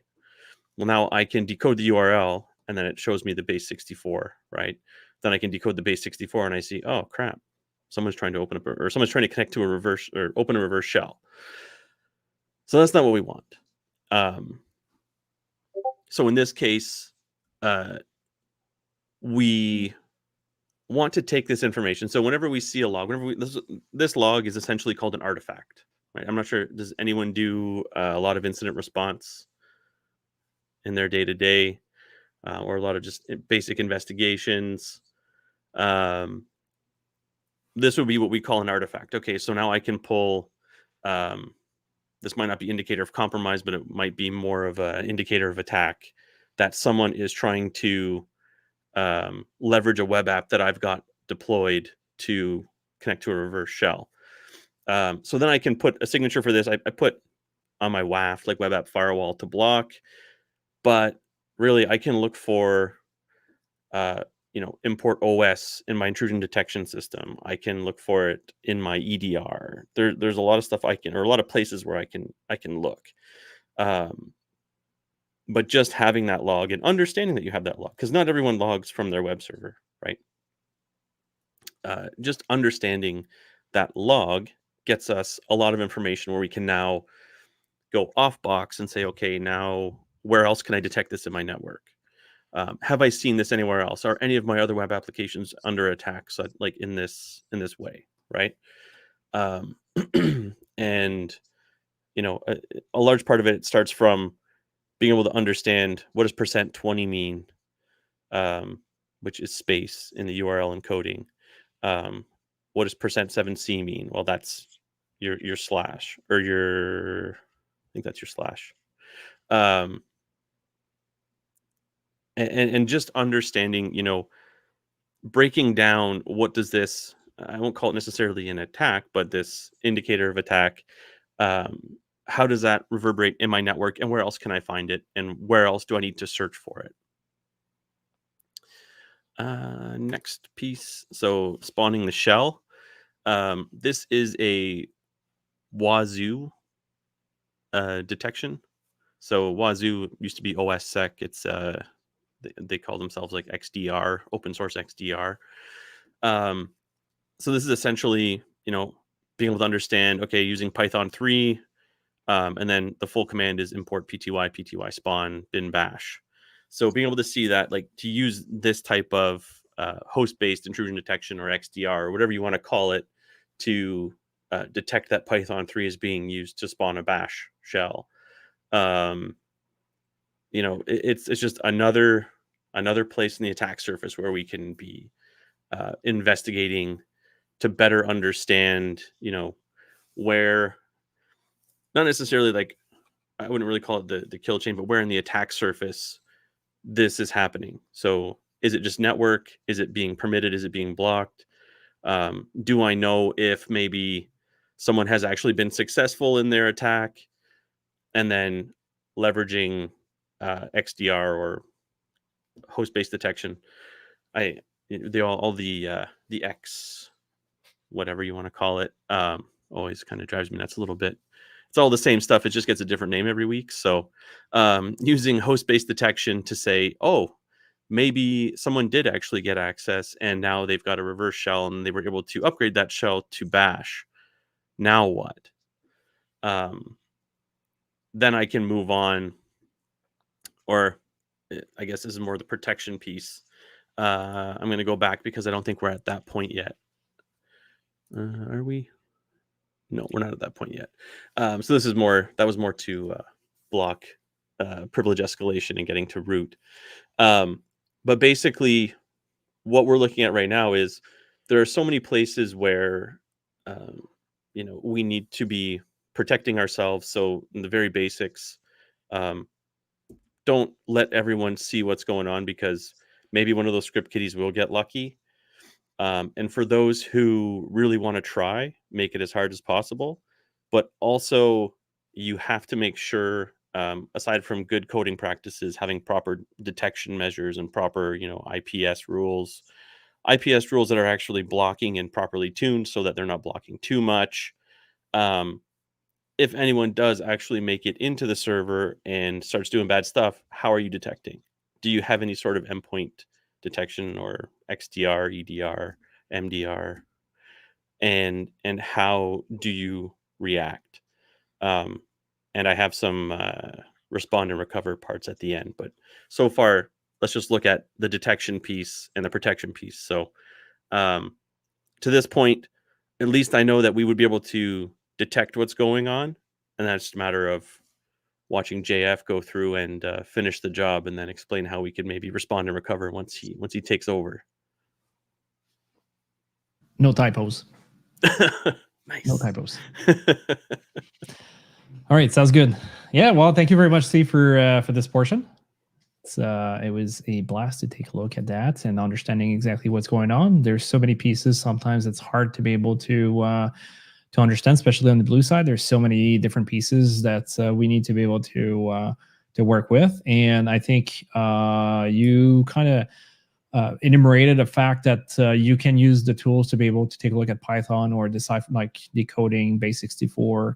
You could have like something in your seam to be able to detect these things too, right? So all your logs are going to one place, so you can actually like get this done, right? So that's something that could be very good. And then you have proper incident response to be able to react accordingly, because that's something, again, that if you're under attack and you're not sure, you need to escalate and you need to know exactly how to do it. So having the proper checklist, the proper steps, and understanding what's the next point is very important. Exactly. Good. Perfect. Awesome. All right. I'm going to hijack your spot now. All right, so we're back to our nice place over here, right? We completely forgot to be able to take a look at that. We have a couple of questions we need to answer. So what is the name of the gel that the web application and any shell start from it runs, is running under? I can speak right now. Can somebody tell me what it is? I think we just covered it. Steve just briefly talked about that as well. Like if I go back here, I think, it was it here? I think it was a little bit higher. Or it was probably on the other one.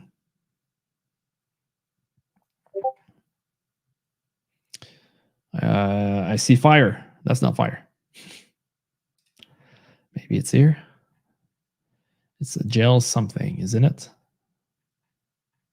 Gel. Did I pass it? Gel. I forgot what the name of it is. Four-way handshake is typing, maybe beating Firejail. Yeah. I completely forgot what it was. I was like, oh my. Firejail. All right, so we should be good. What HTTP API testing client does Atlas use? Does somebody know this one? What HTTP API testing client does Atlas use? Oh, we can use the hint. Even though we can't run it from within the gel, the config file is the Atlas user's home directory are still there. Oh, HTTP. There we go. What is silent observer password? I mean, like this one, we're pretty much copy and pasting right now at this point. Perfect. Control. It's the Control V, not Command V. I need to always think about these things, especially when you're on a Mac. Paste. There you go. All right, so I'm going to go with, let's say, what is the name of the program that runs under cron every 2 minutes? Okay, so we're going to do this one, and then question 10 here, we'll get another free month of VIP, right? So question 10, just get ready. I'm probably saying this, and then you guys are already there, and then already get good to go. I think let's probably should discard it. Never mind. There's probably people cheating over here a little bit.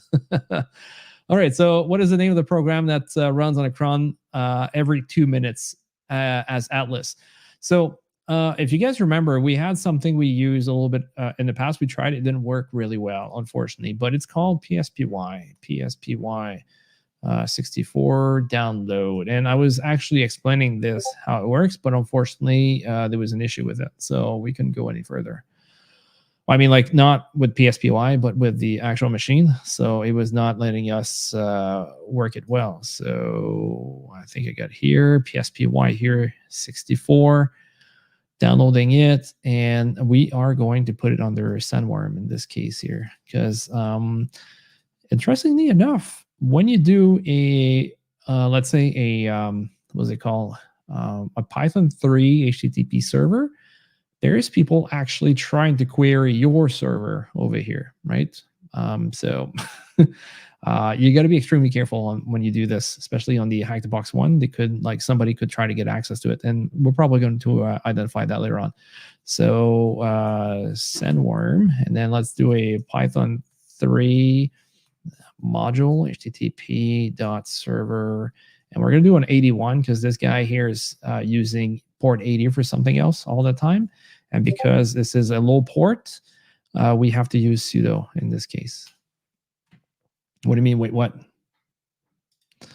Yes. Like even port 81, you're going to see potentially people actually like random IPs popping up over here, and then they're going to take a look.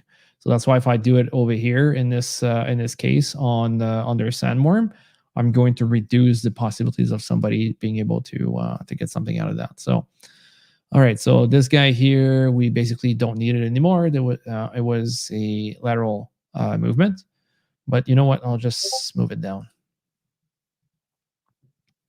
All right. So here we're going to go to cd dev. Okay, dev. SHM, I believe. Yes. Okay, so SHM, and we're going to do NC, wget.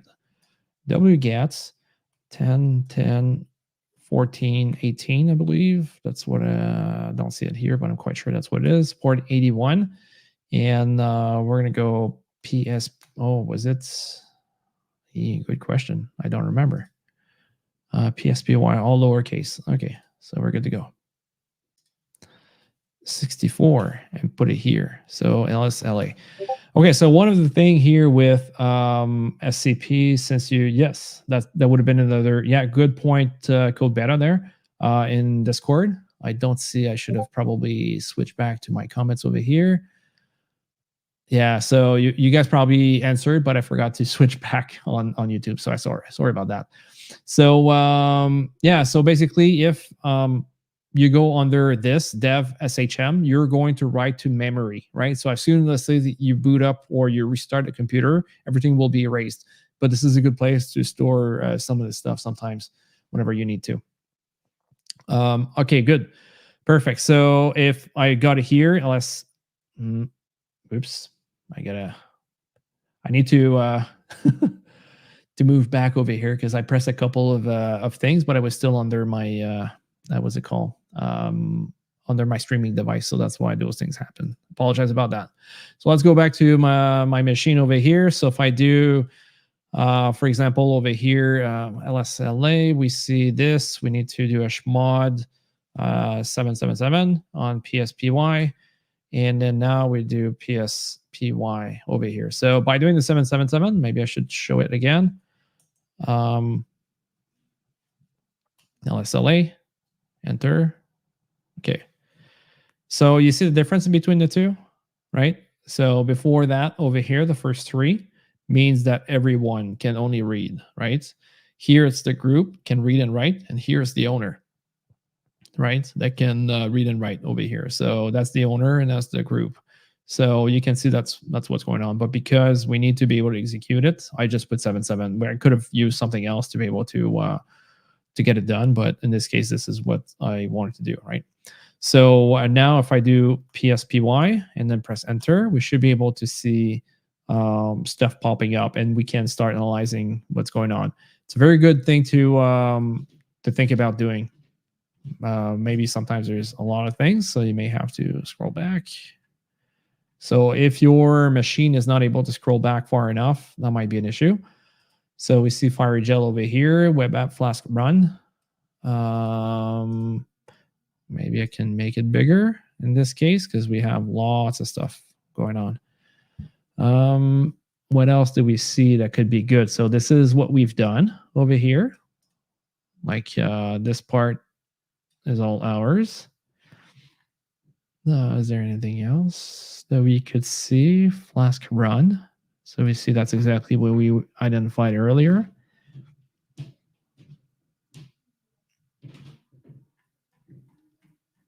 Scroll down. Maybe there's something else that popped up. There's cron, and we can see sudo-u atlas cargo run, right? So it seems to be using sudo to run this offline, right? That's a good question. Could we have, like, that's one of the things sometimes, or not sometimes, but normally we should do, not this guy. Let's go take a look over here. So we're under atlas, sudo-l. Yeah, it doesn't work. So like it says that sudo command is not there. So at the end of the day, there's something else in the back that actually works. All right, so that's there. We see that there is a CD tipnet. So maybe that's something we should go take a look at, huh? Is there anything else? Bin, SH, sleep 10, and then clean up. Okay, so it seems to be cleaning up as well. There's a script. We have no idea what it does exactly, right? But it's supposed to do the cleanup there. And it removes up to this place. So we're starting to identify a little bit more what's going on, right? So it's going to RM everything there, like remove all the files on their crates, and then probably do a copy of some of the files. There's a bunch of different things happening. Rust, see? Okay, so I guess one of the places that we could go is exactly there and start identifying if there's anything, because this one place is actually doing something. Cargo run. So yeah, so it seems to be running over there. So let's go take a look. Control C. CD tipnet LSLA. We can see like we have a couple things. So cat on the cargo lock is quite big. Checksum, there's a bunch of stuff, but don't think they are that relevant. Packages, yeah, they're packages. And with the checksum to understand there's something interesting. So seems to be only that. Cargo. Okay, see more keys. Tipnet. Maybe that version could be hackable. Maybe there is something out of that we can take a look at later on. We see here that there is logger, like crate logger. That could be interesting. It's just like one path before, like one folder before, and then crate's going to be there. I think we saw it a little bit earlier. So that's something that could be interesting there to take a look at.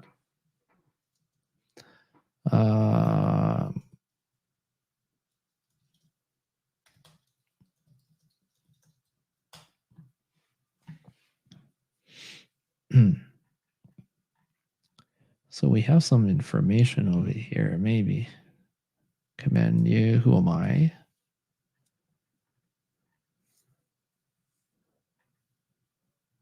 Tipnet.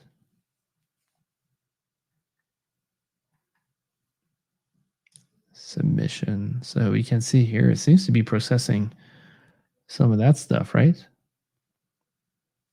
Enter keyword to perform query. The database. Oh, look at that. Upstream. Is there like a username? That's tipnet username. So it's probably to get access to the actual database. 3306. Can probably put it on our document over here. So that's something to keep in mind. Can do probably try to reuse that what's it called, that password, because I don't think there is a username with this, and this one is using it for the SQL. So maybe MySQL SQL, there we go. And is that H127.1 and P? No, let's do a U, and then it was tipnet and -p, and go back here. Let's take a look at that password over here. Copy it, paste, enter, and then now we are under the tipnet user. So show databases. So see upstream information schema, performation schema. So let's go on use upstream database change, show tables, SIGINT submission. I don't know. Select star from SIGINT. So basically, I'm just looking for everything. Anything that's in SIGINT will be showing up. Oh, Star Wars is so much better than Star Trek. Don't look, Steve. Don't. I agree with that sentiment. Well, I don't know how viewers are seeing this. Yeah, so I see 4-way said here there was the Rust C is also conspicuous. Why that's running? Yeah, that's a very good thing, and that's basically the thing that we're going to have to investigate eventually. That Rust could be something we could do with it. Yeah, so I mean that's what it is for the messages. Okay, source. I don't know if you know what that is, right? Well, if somebody knows, let's say 1 month VIP plus right now, if you tell me what this is, that IP here, you should know the answer. And that's not because you're red team or blue team specifically. This IP is meant for something specific.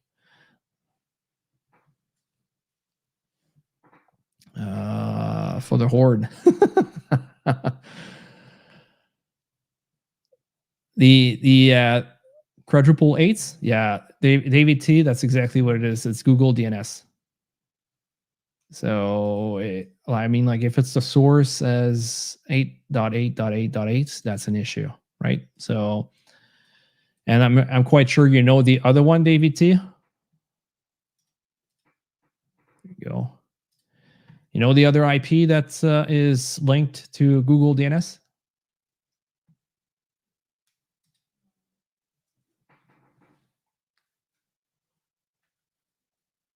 I'm just writing your name here.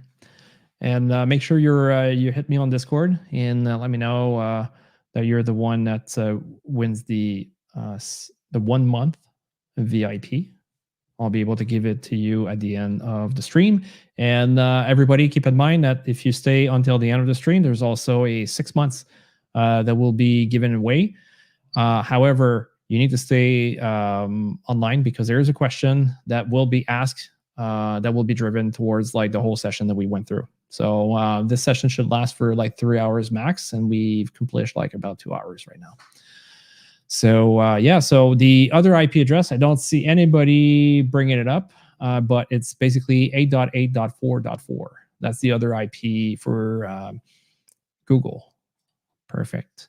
All right, so here it seems that we have nothing there that seems to be interesting. We're going to take a look at the tables again, and right now the table is tip _ submissions.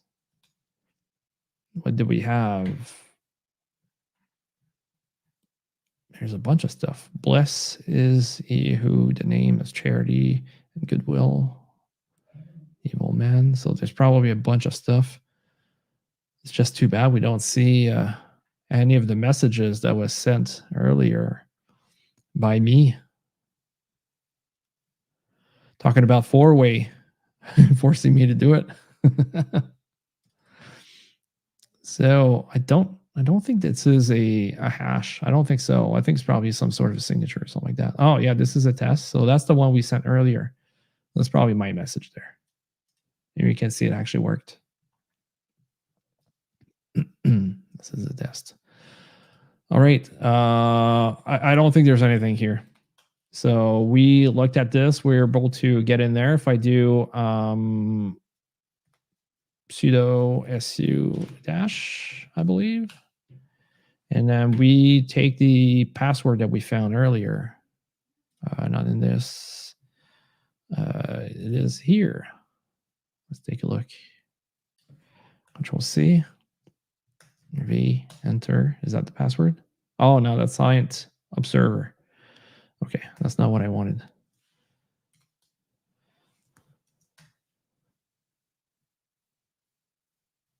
No, authentication failure. So it's not the actual password for this. It could be a password for something else, but it could be also just a password for this one. I don't think there is any other username.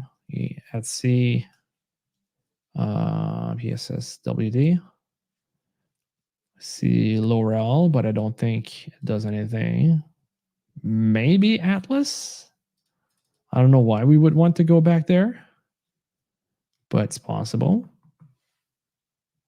Like if I just do real quick, SSH Atlas .htb.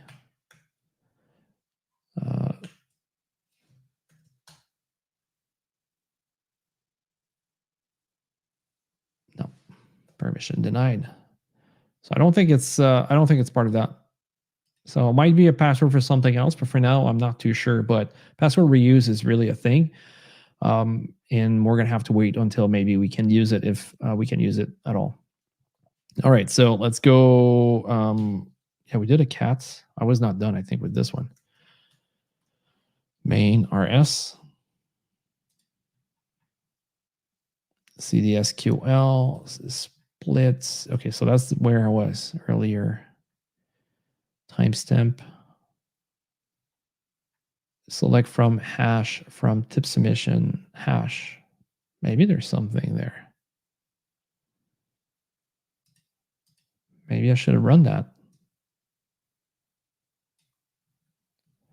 Okay, let's take a look later on. For now, I don't think I saw anything. Maybe it's just me, but I don't think I saw anything there that could be connected to that. All right. Logger routine pulling fresh submission into database. So I kind of think that we need to go take a look at our other crate that we had earlier. So we had over here, what's it called again? Crates. No, that's not that. Oh, yeah. Crates. And that should be logger. CD logger. From here, let's say cats. The one that had the most stuff in there was the TOML. Is there anything here? See more keys in their definitions. No. Oh, that's, yeah. So it seems to be like Rust, Lang, name logger. Okay. Okay. Another thing that sometimes I like to do is LAR. Sometimes it can be very good, so you don't have to like go into each one of them. So LA, because you want to have, well, to me, it's to have as much description as possible so you can understand what it is. And the capital R, it's recursive. So I can actually like go through all the folders, and now I just need to scroll up and see if there's anything interesting. And then the next step, what I do is I like copy the line where it's at. And I know like I need to go take a look. I put it, let's say, onto my not this guy. I'm starting to have too many things. I could, let's say, put it here, for example, and like right now it's not going to work, but I would put the actual path over here. And I know basically I need to go back there. Makes it a little bit easier to just like navigate instead of trying with CD and then LSLA, and then you don't know if you went there, then you just realize that's the 5th time you go there because you don't realize it. It's not because of typos. No. Okay. So we're taking a look over here. There's not a whole lot. I saw the librs that's there, like we had main.rs. So maybe there's something in there. That's pretty much the only one I could see that could have potentially something. The other thing too, I don't know, like that's right. We could have done that. So let's say we do a grep for password, right? So that's another way we could have done that. So let me give it a try real quick. So we do a not from there. That's stupid. Cd, and then let's say do a grep IR, and then we do a password. And I don't want to see any of the errors that goes through, if there is any errors. So we don't see anything. So if the word password would have been there, we would have seen it. Do we have root anywhere? No. Do we have Steve? No, that's good. And then is 4away doing something in there? No. Okay, good. Like these guys are not doing anything with me, so we're good. Got to be sure. Yeah, exactly. You never know. Maybe they're screwing up with me. I got to check. All right, so CD logger, SRC. No. Siri started. Wow. I didn't say anything about that. All right. So now next point. Maybe Apple is spying on me. I'm trying to figure it out to get how to get Sandworm done. I don't think they need. I don't think they need me. All right. So SRC, and then we do a cat on lib-rs. Okay. So what do we have here? So it seems that we have a script. And RS, like what is the extension RS?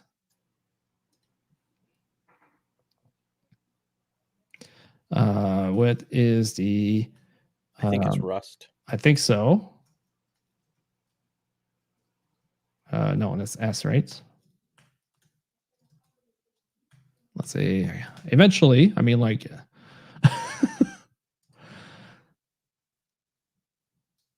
RS file, Rust source code file. Okay, so you need to be able to write in Rust, I guess, if you want to do anything with it. And is that something we could change?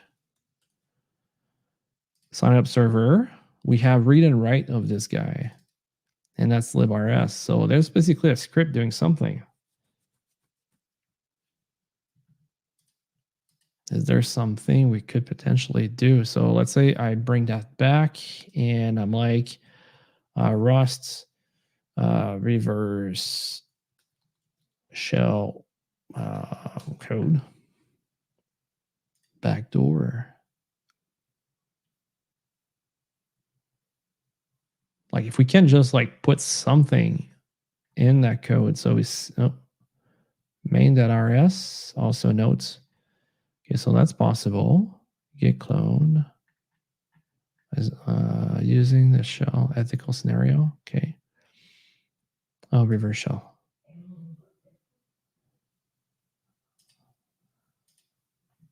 What's in there? Command new bash main std stream. What the hell? So it seems that probably we could actually do it with this potentially.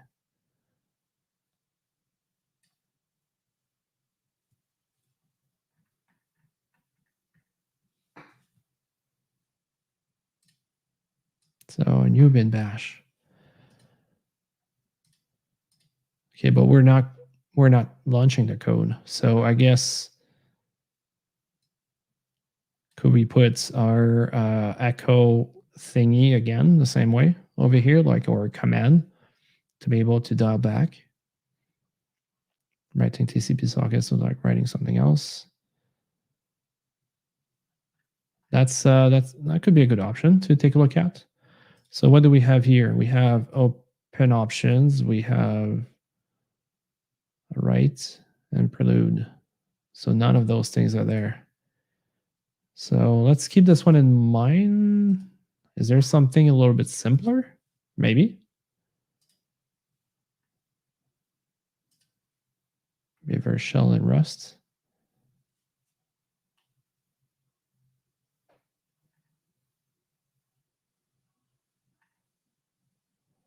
So I guess that could be another one, another option, but where is the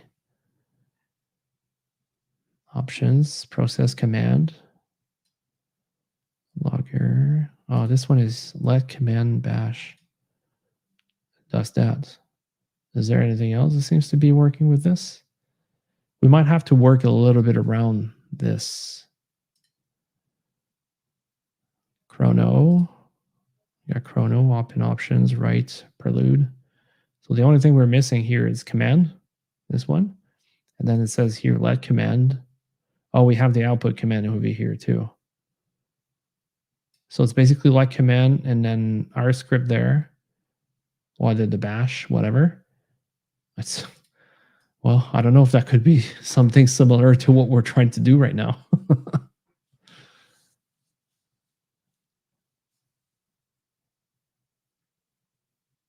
Yeah, so I think what we can do probably is like ls, is it going to write?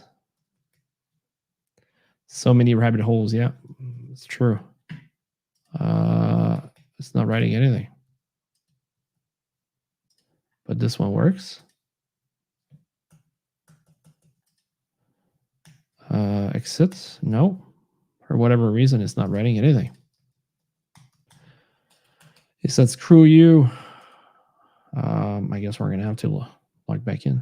Close terminal. All right. SSH silent observer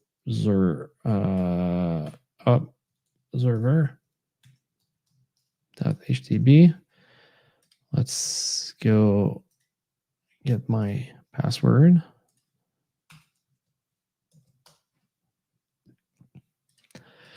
Okay, so was there sometimes there's something here on top I forgot to check.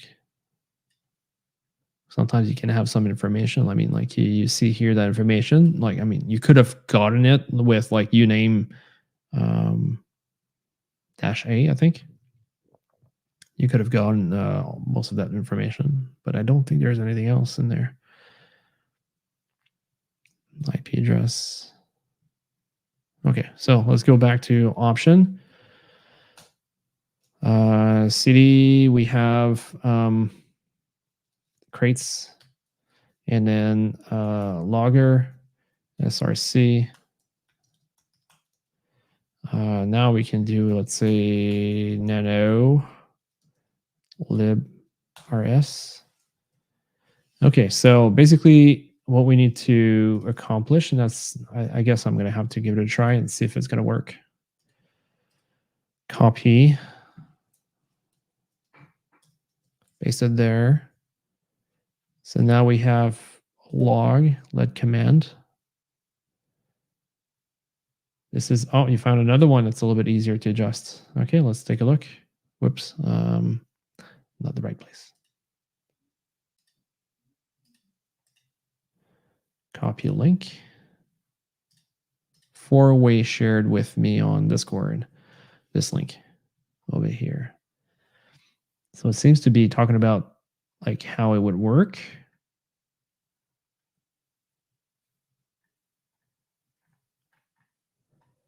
Netcat, okay. How to test TCP reverse shell. Okay, so over here, you think it's a little bit easier? I'm like, by the way, I'm not a full coder. Like 4-way knows, but it's just must rev shell. Let's match. Is like, do you need to copy the whole thing? Is there a main? Yeah, there's no main there. So I guess you can pretty much copy the whole thing if you wanted to, isn't it?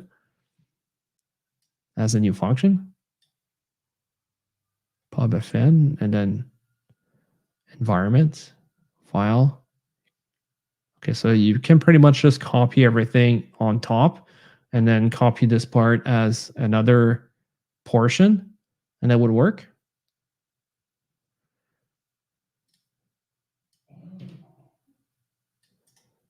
Is that what the intention was when you shared that with me? I mean, it seems to be pretty much that. Oops.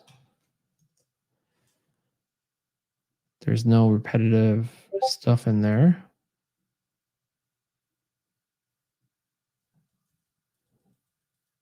And then that's function log. And then if I use this, well, I think I can just like do this part.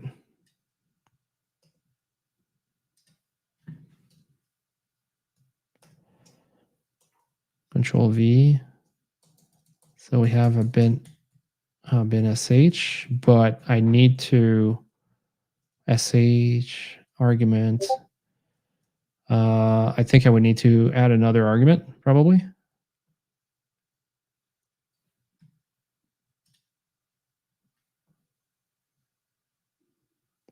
Oh, that's fine. That's fine. All right. So, oh, I hate when it does that. VI normally, if you do it and press enter, it's going to keep going in the same place that you were at. All right. So let's give it a try and put, let's say, another argument over here. And let's go with this. And then we're going to have to put this again and this. So let's do it right now. So it's done. The next step we had, like, let's say we can kill basically our, oh, I didn't get any requests over here. Interesting. I got a couple in the past with other machines. So this one, we're going to kill it, right? That's the one that was with Atlas. And we can basically just like do, again, another LVNP on this guy and just wait for it to potentially work. And then we go back to our saved document. We're going to take our echo over here, copy, and then just paste it there, I'm assuming.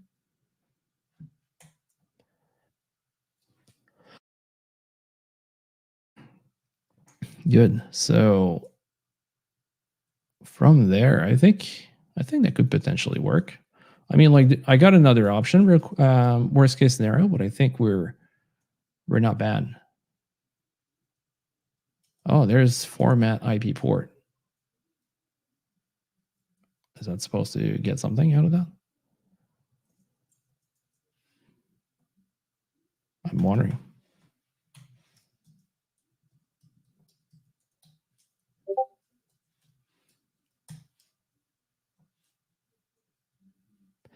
The IP and the port are pretty much, well, if you're talking about this one here, yes, that's what we can do, but I'm not sure if that's really what we're looking for. Potentially it's going to run this, and if it works, perfect. If it doesn't work, may move to the next one, but this one here is doing the exact same thing.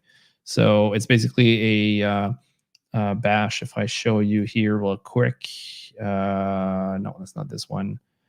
Like I have too many again. I'm going to repeat myself often. So you can see here's the bash I, but let's say remove. This is basically what it runs, right? So it's fairly similar to what we are doing. So I'm assuming it might just do one or the other at this point, right? So let's let's copy from here because that's basically what we change. So just in case something goes wrong, it's over here, right? And we just can copy and paste. Control X. Let's take a look at my Barrett terminal. This guy. Permission denied. So is that the script? Yeah, I think it's the script. SRC.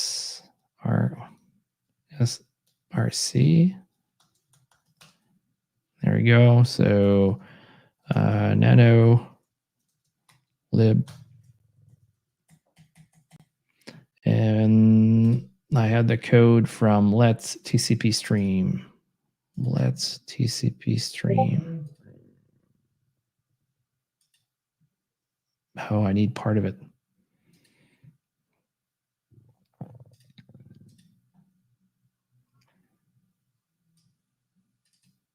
Okay, all of that here.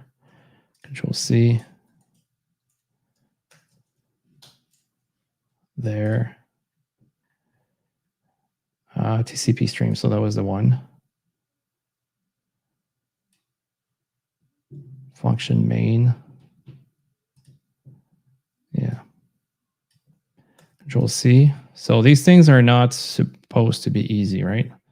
So normally it would take a while to be able to get it done. And then now we should be able to put the rest of the stuff. The thing is, we may have to modify a couple things. It may not copy the whole. Yeah, maybe, you know what? Let's just do it all. Copy it this way, because it might just like create issues as we're trying to do it. So Control K to just kill the line completely. And then now, because I know I got this argument over here, I can easily. Is it missing something? Yeah, it's missing part of it. I guess it does not copy the whole thing. So arguments, we need to do it. So if it doesn't work, we may have to go faster next time and just get the whole code in place. Arg dash I, no, not dash I. Go back here, up.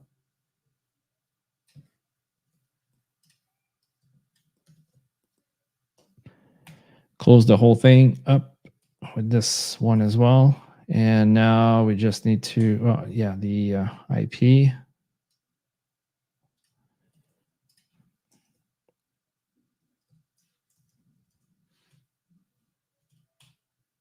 And the port. That's good.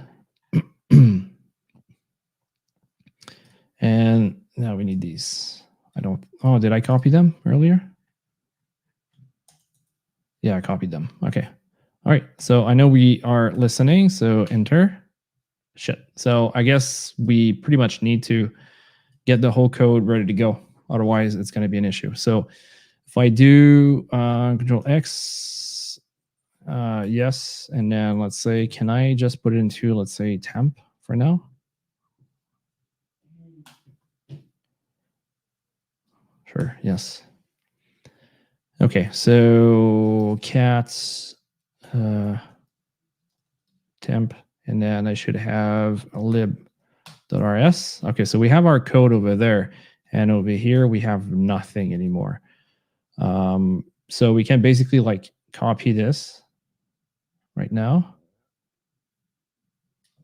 Oh, I missed this part. C, and then RC. Lib is there. Nano, lib, and then Control K, the whole thing. V, X, Y, enter. We beat the time.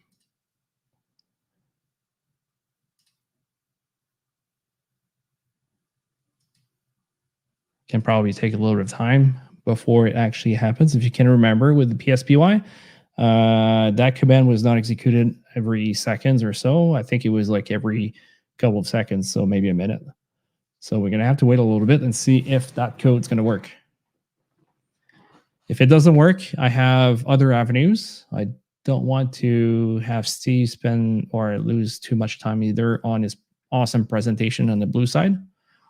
So we may have to skip the line a little bit. So let's take a look. So total 0. So that code did not work exactly, but if we keep working, right, that's something that can happen. You need to take a look and go a little bit further. So if I do, let's say a nano again and lib, Control K. So these things are normal, and you're going to be struggling. You're going to be entering your code back and forth, right? So if I do this and then I just reset up this guy here to be on 4445. Oh, no, never mind. I guess I need to change this code here because this code is wrong now. Oh, no, it's not wrong. That's right. It's not wrong. X, Y, enter. So I'm going to put the code into a new notepad so you can actually see it.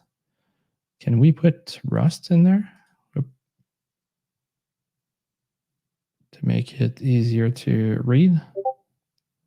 Rust. There we go.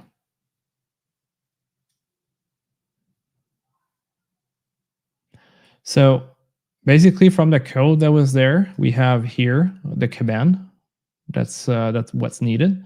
Then after that, on into the function log, we're going to load pwn, right? So under pwn, we have a function pwn, command sh, argument c, and then we have the rest of it here that should go through. Interesting. So what did you share here for way?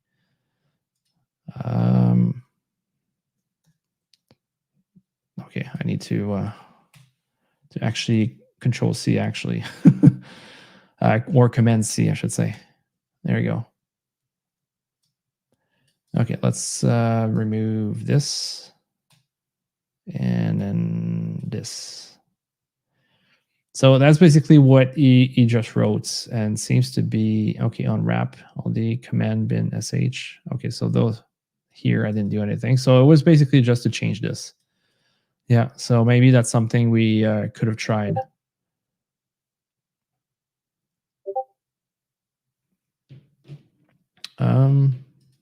Yeah.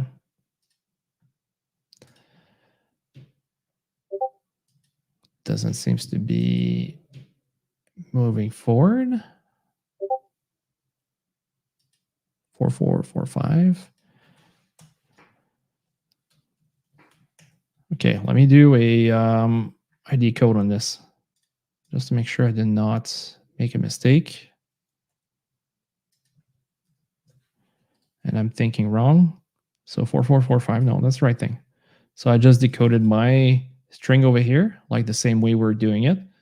And the thing is, it should be good to go. So I don't think it's an issue there. 4445, let's give it a try again, or LSLA.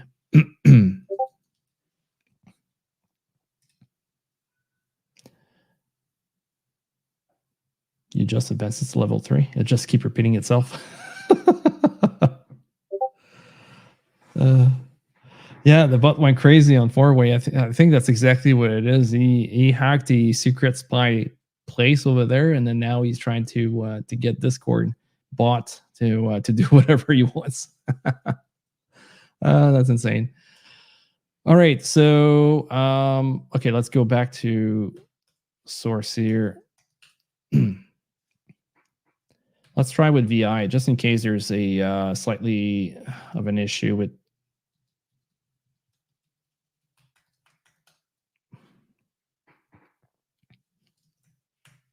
I got the end of the script. That's the only issue I see with this one is like it does it so often that you have to just like keep doing it. So here I'm just pressing D, holding it, and then it will delete the whole thing. And then I'm going to take my code again.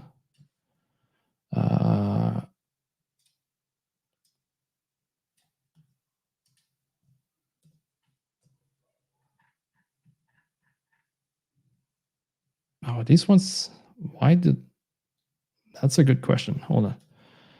Just quit. Do it again. I forgot to press I first. So press I. It's a little bit easier. I was going to mention that, but insert. Yeah, I didn't press I, and I'm quite sure that's the issue that happens in the past. And that was, yeah, that's weird. I don't know why it does the space over here. That could be the reason why it did not work earlier, right? Because they're not in the right spot. Function palm should be here. So it seems that it's putting it off. Oh, shit. Yeah, I see what's going on. Yeah, if it's like Python and the tab actually matters, then. Yeah, no, I see that I pressed probably tab on my thing. So it kind of spaced out like the whole text a little bit on the side. So that's what happened there. Okay, so quit, force it. Oh, it's still there. Okay, vi lib.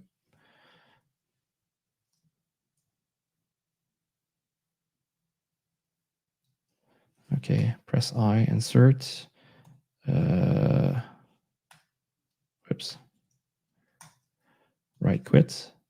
Okay, so this time around, I tried to do it. It did not work. Again, you have to be super fast to get it done.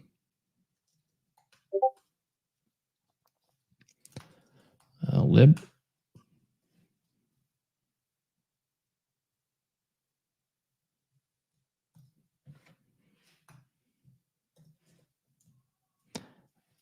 So now I think we're good.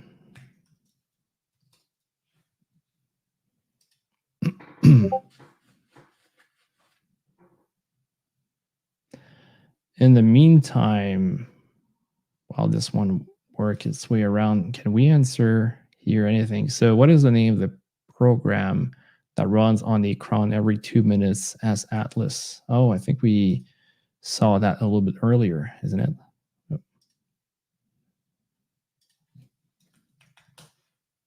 Still there, so I guess the script has not run yet.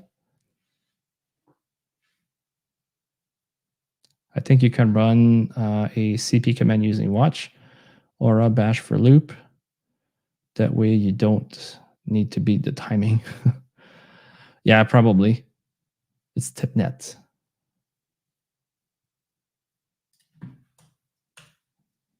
Still here. I mean, like we actually did beat it for sure.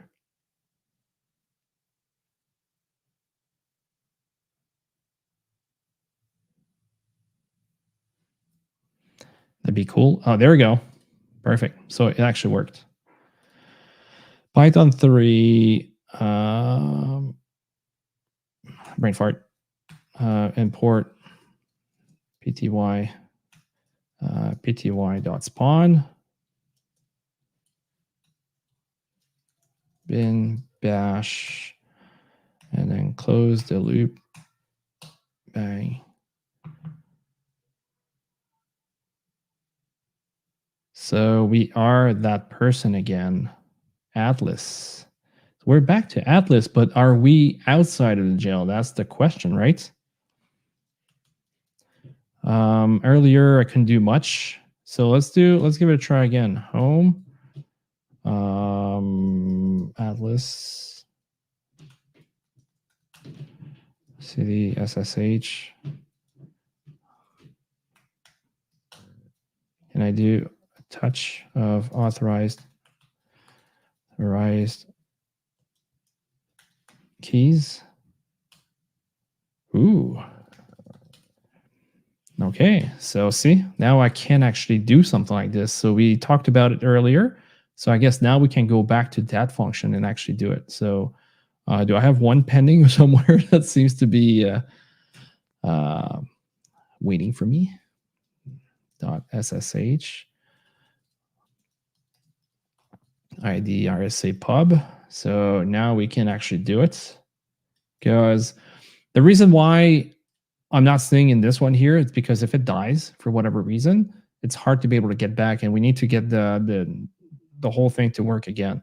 So now if I'm able to do it and then SSH into the box as Atlas, it's just going to be so much easier for me at that point. Not just for that sake, is also some of the commands sometimes you're going to run are not going to completely run because you don't have like a full TTY at that point, right? So if we put that there into authorized underscore keys, authorized. So it's right in there. So let's give it a try now. I got this SSH Atlas at HTTP. There we go. See? So you see that's the reason why. It's just because the authorized keys here as a public key is included into the .ssh. It will basically challenge and the other computer there, and then basically the machine will say, hey, this is my private key, use this one, right? So The other way around is I could have used -I and then the actual private key if I want to use that specific one. But in this case, because I didn't mention it, it's going to use the one under the .ssh. And I provided public key from the .ssh section. So this is why now we are basically Atlas in this case. Okay. So if we keep going, I mean, like we're running out of time a little bit, so I'm just going to accelerate the rest of it. It was a very good way of doing things, and you can see here for Way basically was providing some feedback and so on. So in CTFs, I can tell you this is how you're gonna be actually working. Sometimes you're gonna have help with others, sometimes not. At one point, I was actually like creating basically like scripts to be able to decode some stuff that was going on, but those scripts were made by, let's say, ChatGPT or Gemini to be able to support us. So that's something that can be actually done, and that can be very good, right? To do it. So basically, in this case, what we're going to do is we're going to find like everything that we can do with it. So we're just going to accelerate the pace because I do want to respect everybody's time. If people wants to stay a little bit later, that's fine. But I want to do this. So we have Jailer over here. That seems to be very interesting. Jailer. So if we take a look at groups, because normally groups for Jailer, like that's not a thing, right? So if we do find anything from the root folder and then anything that belongs into the group of Jailer, okay, and we're going to send that to dev null. So there's nothing here. Grug, again. Where are you when I need you? You caught me half asleep at that time. Good. So, all right. So I got Firejail over here. Copy, or I could probably just use Firejail. Gel over here. And then is there a version? So I see 0968. So if I do Firejail exploits, come here onto this Mozilla Firefox, Firejail. I forgot the number, 0968, 0.9.68 exploit. I like DB, so we'll give it a try and see. Local privilege escalation. So it seems to be working up. And this one here, 4468 potentially as well too. So it seems that we have a code here that could potentially help us out.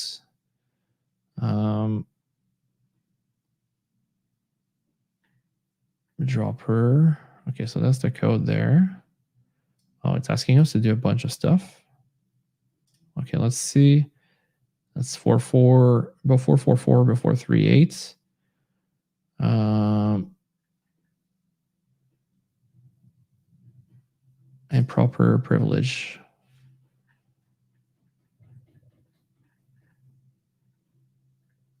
So upgrade, no. But it says here affecting version. Access bypass. I'm looking for something substantial, but it brings me back to. So now we need to find an exploit that's going to help us out getting root privileges. Oh, we could take a look at this.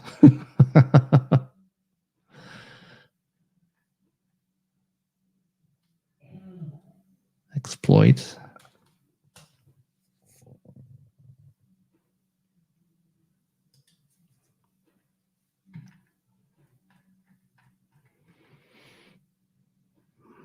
There's an attachment. Could be interesting, maybe. Sec list. Local root exploit reachable via join logic. That's very specifically. But we have this one. Okay. py.bin. Okay. So I'm on Atlas. I don't need this guy here anymore. Oh, is it? Oh, that's the wrong one. probably this one. Okay. All right. So Sandworm, and it's in download, right? What is it? Where was it? Where did it put it? Okay, let's put in Sandworm. And then let's do a rename.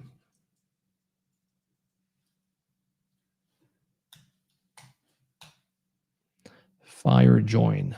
Okay. Python 3. All right. I should probably take a look at it, right? Cat. It's Firejail. Firejail. There we go.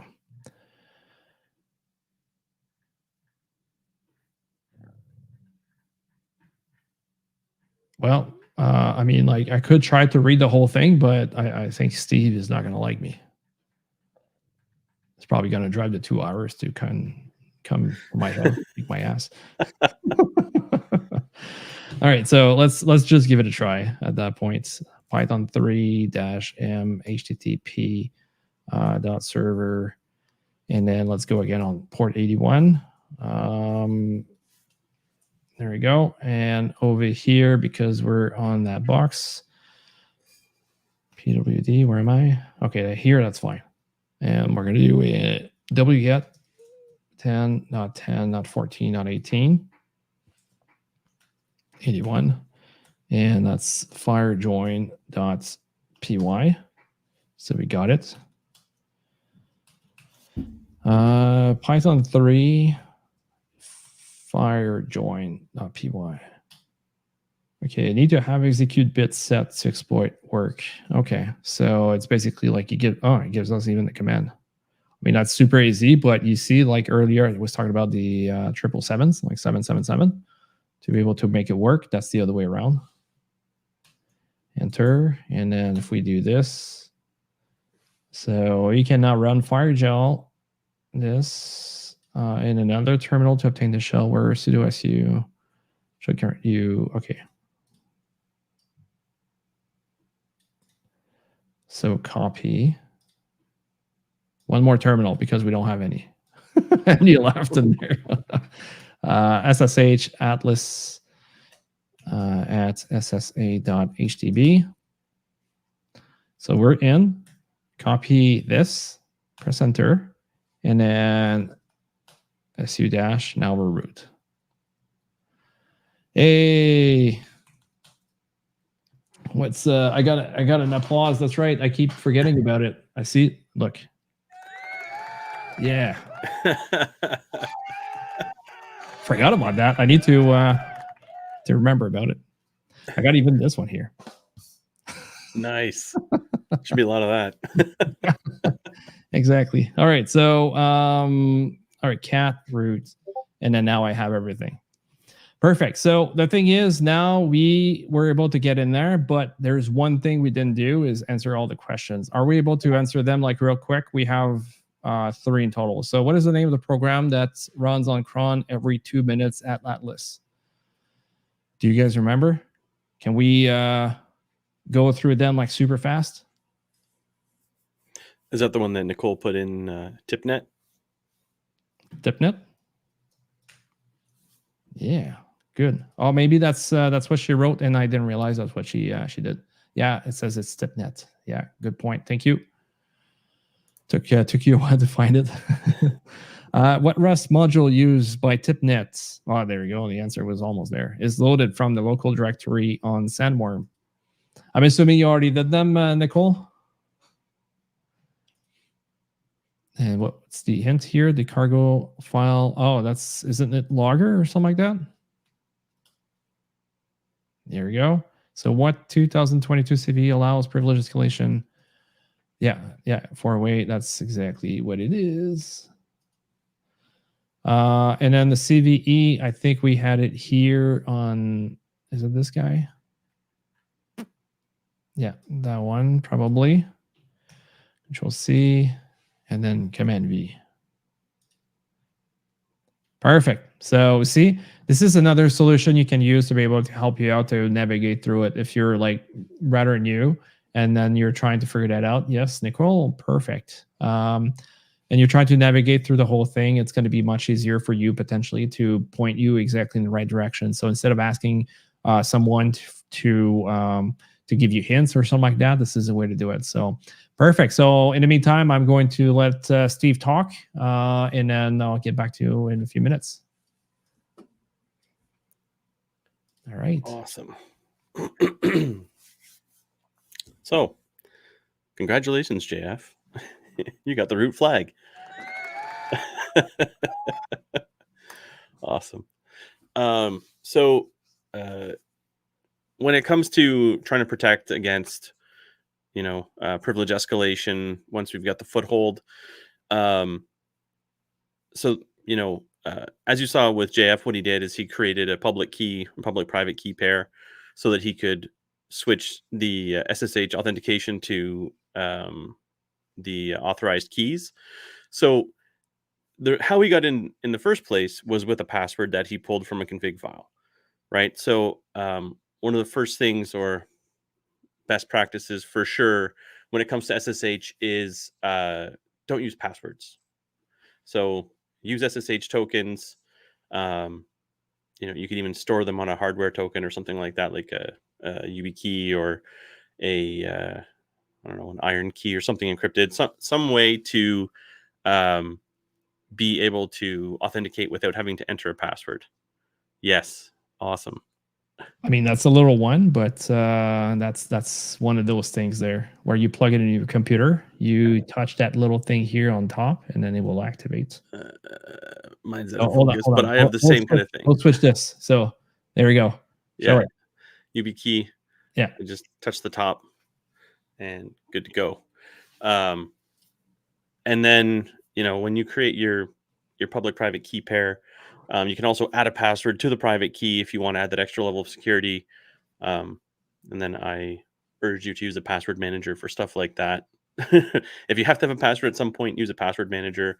And then if you can use your YubiKey with your thumbprint or something like that, use that.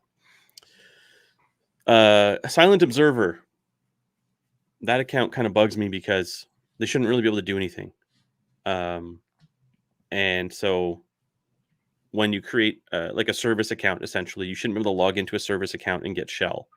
So set the shell to no login. That way, once you've authenticated to a box, you can't do anything. With Windows, Linux, whatever, service accounts, once they're exploited, they're not always monitored as well as users. So you really want to make sure that you aren't enabling. So first of all, you don't want root. So you shouldn't be able to say root at hostname, root at localhost, root at SSA, whatever, and being able to log in through SSH. Everything should have to be done using sudo. So you shouldn't be able to use the su command to change to root. What happens when I log in and I use like su minus to change to root? What happens?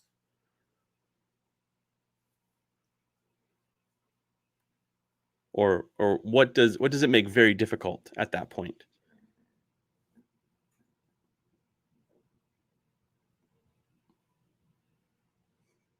The answer is attribution.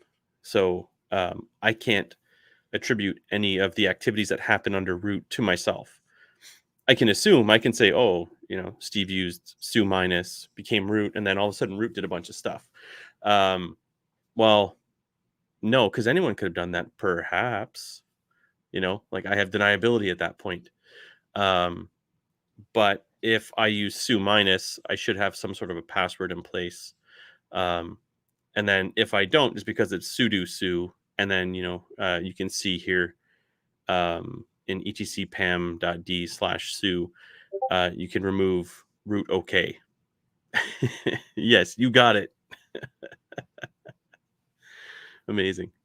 Leveraging frameworks like SE Linux, if done well, can really go a long way into helping lock down user privileges, and what your applications can do, what your service accounts can do, etc.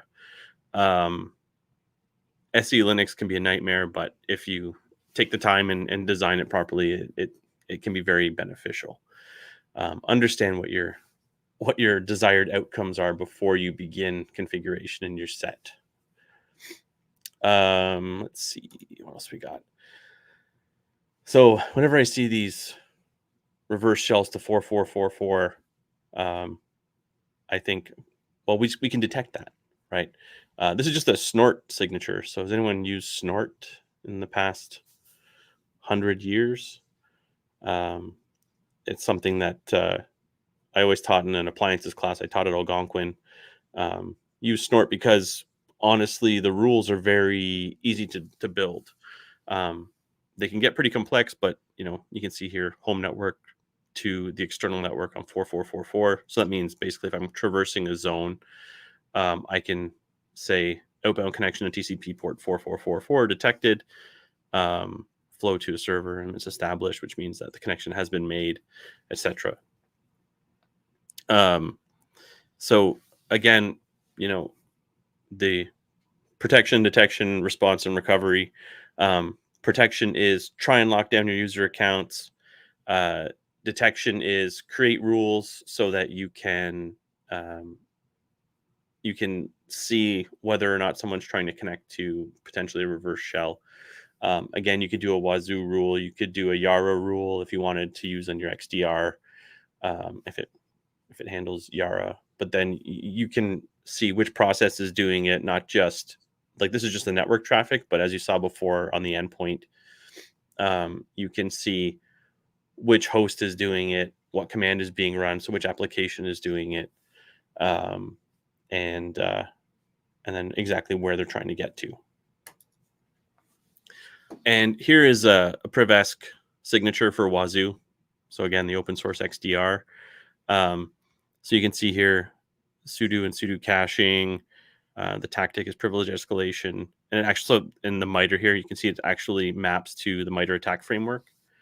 And then like the actual log is the agent host name, successful SUE for root by user. So the user in this case is the actual username. So source user equals user, destination user equals root. Source user in this case would be Atlas, and destination user would be root. So we could detect that on the endpoint and preferably have that shipped off to your SIM so that you can better understand where this is happening. So at this point, once you've put your protection measures in place, they've been they were useless. Someone still got in, and now you're on the detection phase. The next thing you have to do is respond and recover. So there are several ways. If you're familiar with the incident response process, at this point we've done detection and analysis.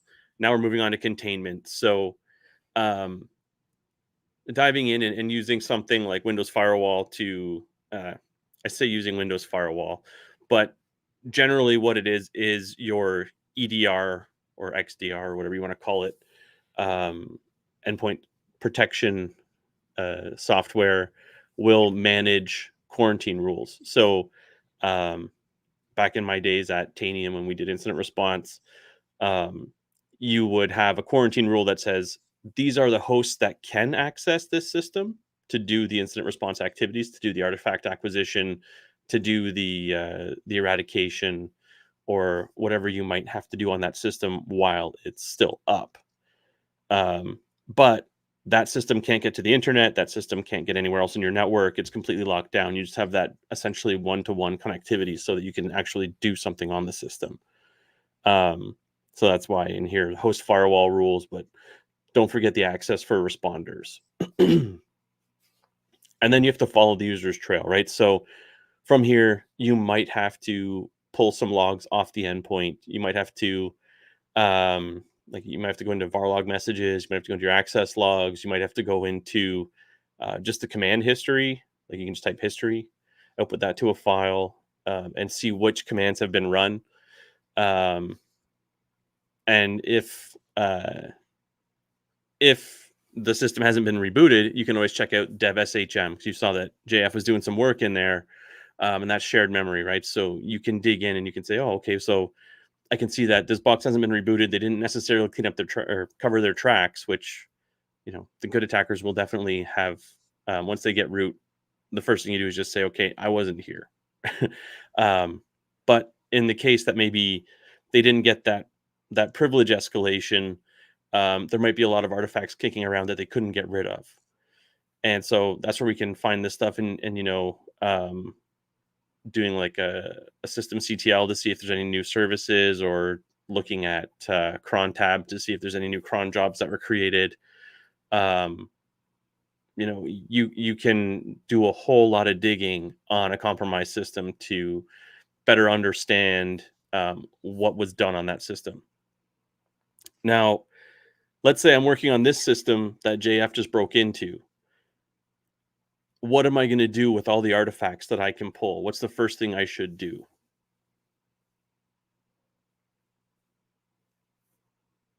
So I'm basically pulling indicators of compromise. I'm pulling, okay, I've seen these commands were run. I'm seeing base 64 encoded web communications. What should I do next? Because I'm working on one system right now.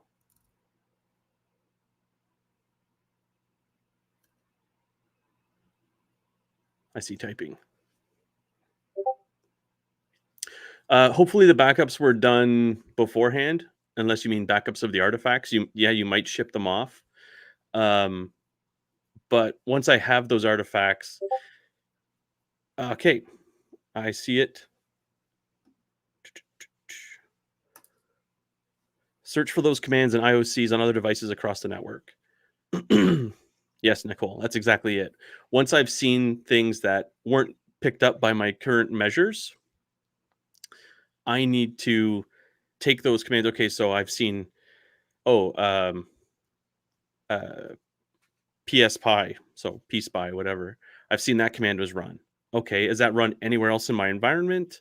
If I'm seeing any of that stuff across the network, then I can start scoping my incident, right? Because at first it's just, okay, I know that this server's been popped, but now I have to see how much damage has potentially been done to the entire organization.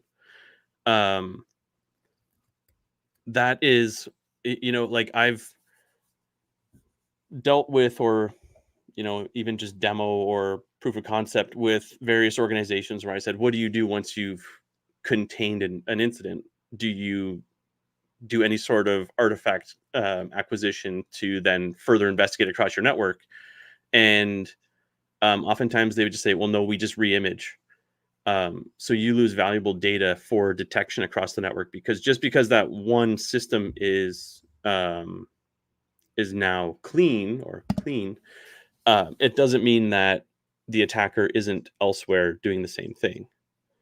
And I've even seen with Active Directory accounts, yes, we deleted the user from Active Directory, but they were still local in other places and still had access to Active Directory because of that local account. And it was, it can still create a lot of nightmares. So gathering as much information about an attack as possible, and then casting the net across your entire network to see where else might this be. That's key. And once you have, and you know, for four-way handshake, once you have the artifacts off box and potentially you're working on now your detection engineering piece, yeah, you can image it. Absolutely. So this is why some IR decide to totally shut everything down. Sometimes, but sometimes if you shut everything down, you lose valuable artifacts as well. Like JF had some of the stuff in dev/shm, and if we rebooted, or if we totally shut everything down, we would lose all of his artifacts. So we would lose indicators of compromise potentially. If you have a PCAP, you might be able to recreate it, but the likeliness might be low at that point. Yeah.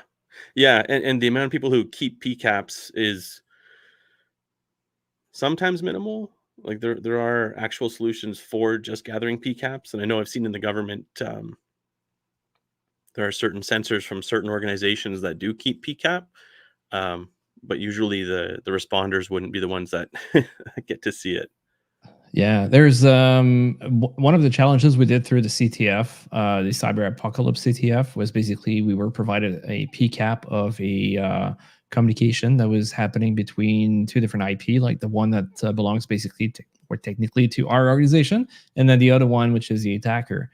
And basically, there was a file in there that's doing the whole like the work that we were able to recreate and put it all together, and then go and use, let's say, Gidra or something like that to decompile it, find the information that we needed, and then Nice. write basically a script according to what the application is doing, which was called Easy Rat, right?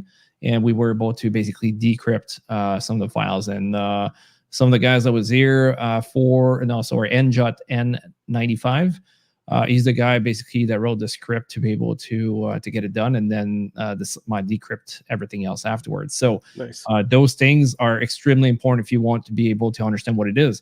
And in this case, you understand that, oh, that's what was exfiltrated.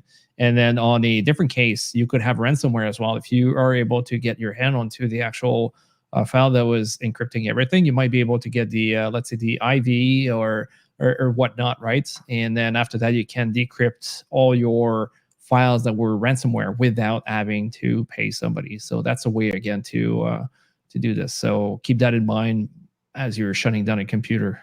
You might be losing exactly what Steve is telling us.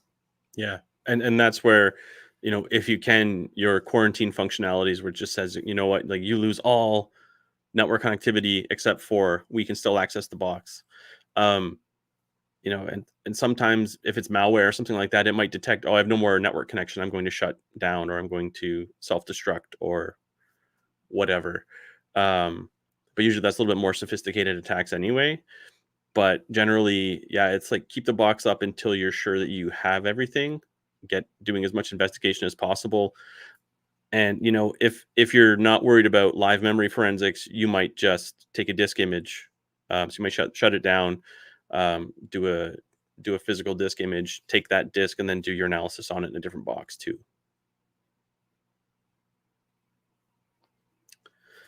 But yeah, so my last statement is just update. Do your updates. You're not going to get root if you updated Firejail, or it's going to be harder to get root if you had Firejail updated. Yeah, we know it can be cumbersome to update every freaking devices within the organization. A lot of times they have way too many devices, and you'll have like automated services to be able to do it right away. So or automate the process, I should say. So at the end of the day, you do your best, but yes, updating it is the best thing to do. And then if you're not, like, you're losing control, can you segregate them from other like important, like your crown jewels, basically, right? Yeah. So want to make sure that there's no pivot from that computer to another place, or maybe just segregated from the internet whatsoever. So there's no front-facing interface potentially, right? Yeah, exactly. Like you want to keep blast radius to a minimum. So what kind of compensating controls can you use to make sure that, okay, we have to keep this vulnerable piece of software because, we can't get to it to update it, or it'll break something else. But how are we stopping any attacker who might get close to it from exploiting that vulnerability? Or if they do, how are we stopping them from landing and expanding, kind of thing? Yeah, so that's about it for me. JF, I know you had some stuff you wanted to finish up with, so Yes, yes. I want you to come up with one question. So for a 1 month VIP, do you have a questions from what you just covered, or you'd like them to answer right away so somebody can get a 1 month VIP? I'm going to do this. Make us the center of attention. Yeah, see if they paid attention a little bit more. Yeah, I definitely have something. What is the name of the XDR that I mentioned, and what is special about it? In your own word, you don't have to be as precise, like too precise. No. Like, do your best.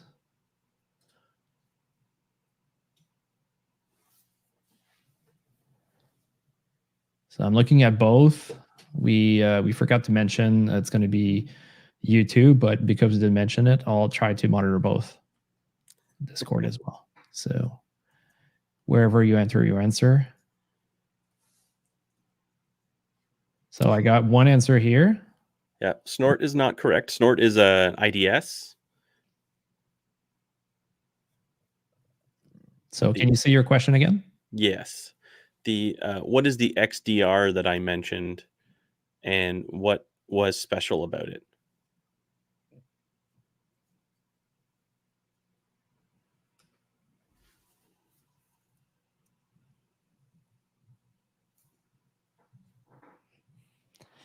Are we gonna get it? Do I have a song? I don't know. Let's try this one. I don't know if that's a good one.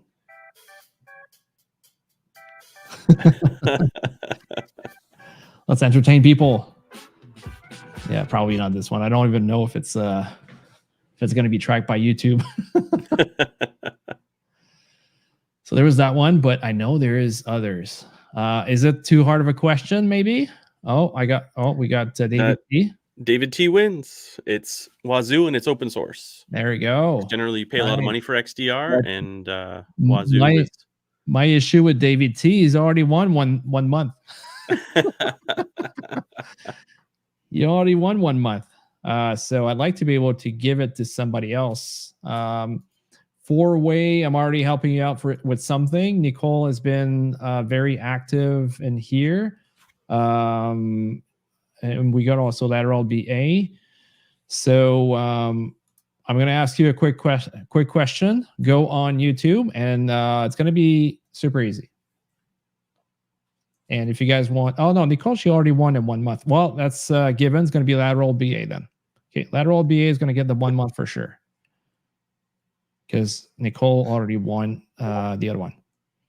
No, Nicole already has one, so I don't want to give two to one person. The thing is, there's still a 6 months to come up.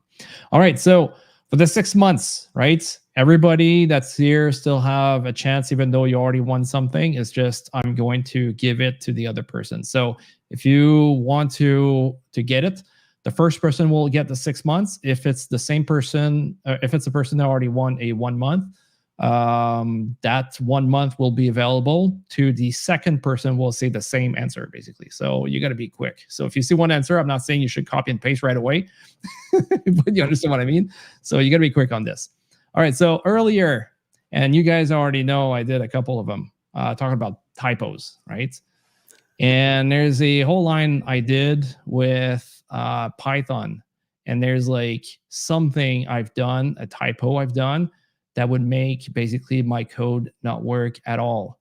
And I would say probably not even understanding what I was trying to ask as the first initial word for the command for Python. So how did I write that first word? Do you guys remember? So YouTube, huh? Or we write that on YouTube. Do you guys remember the first word of that? There you go, Nicole. Yeah, no, SSTI was a little bit different, but Nicole is the one that wrote it. And I'm looking for another person. I guess maybe I can give it to four-way. Maybe, I don't know. Is there anybody else? We have 7 people now. Who's gonna write Python 3 the same way that my typo was in? That wants that 1 month.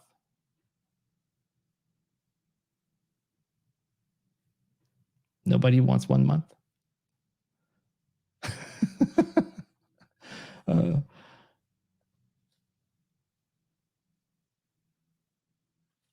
No price needed.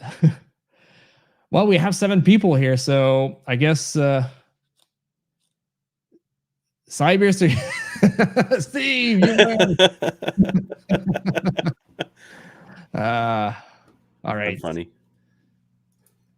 Well, if you hear this and nobody comes in, what I'm going to do, like the first person to reach out to me on Discord directly and tell me the word Python, and that's going to be running for the next 24 hours. After 24 hours, let's say past the on the 30th. If you start contacting me, I'm not going to give it for sure. But the first person to give it to me within the next 24 hours, starting from now, will get a 1 month free VIP from Hack the Box, right? So feel free to reach out to me. Awesome. So either way, it was great. We did pass by 6 minutes our time, but I'm assuming that people had a great time. I still need David T to contact me directly on Discord. Did you do it? Was it you? Direct message. I don't see. That OBA, that's not the same thing. What you're telling me, it's different. So either way, no, I don't see David T. I don't think you reached out to me. So make sure you contact me so we can actually have a discussion. Okay, so good, because otherwise I'm not going to be able to give you that 1 month. I'll have to give it to someone else. Oh, okay, I know with it. I know. Good, I got you. Perfect. All right, so I got everything here. So thank you very much, guys, for joining us. It was a blast to be able to go through it. Obviously, we could have done it probably within 20 minutes, this machine, but it would be unrealistic to actually do it in 20 minutes if you don't know exactly where to go and how to do it. So that's what it is, and you have to learn from it. There's lots of stuff coming up. Please do get on Discord and yeah, get on Discord and then get involved with us if you start any machines or what's not. Like Fourway did at one point. I think he was starting like monitor or something, and then just like jump on all together. I think the best is when we get together and learn together, and we get stronger at that point too. Not just for attacking, but could be also for defense. So let's say on VIP, if you get a VIP, you get the chance also to use Sherlock, right? Sherlock with the FIR, where you get to reverse engineering a couple things, and then you practice this way. So I try to get in there as much as possible, and then it's going to help you out also on your job, daily job, I would say, even though you're a SOC analyst or something like that. So, all right, sounds good. So thank you very much, everyone. Do you have any departing words you'd like to say, Steve, before we leave? No, this was fun. Just happy to be back in the saddle, alongside you, and can't wait for the next one. Sounds good. All right. So, oh yeah, I should probably just say real quick before we leave, the next one. Let me just pull up my calendar real quick. Where is that? Okay, so the next one's going to be April 25th. We're doing it always the last Thursday of the month, right? So April 25th should be the next one. So mark your calendar. I'm going to send an invite very soon on Meetup. So make sure you sign up over there, and then that's where you get the link normally to be able to get over here. All right, sounds good. So again, it was a blast to do it with you guys. The interaction, everything is great. I love it, and fantastic. Keep doing it. This is the best way to be able to entertain, and there's no like stupid questions or something like that. Only no stupid typos. No, I don't know about that. So, but the thing is, like, any people that think or would say that this is a stupid question at the end does not deserve to be there to help you out, right? They should be kicked out or whatnot. Whether to help you out, regardless of the skills that you have, beginner to experts. And then we hope to be able to see you next time. So on this, have a good, probably a good weekend for most of us. It's a long weekend, 4 days. So cheers and have fun. Awesome. Take care, everybody. Take care.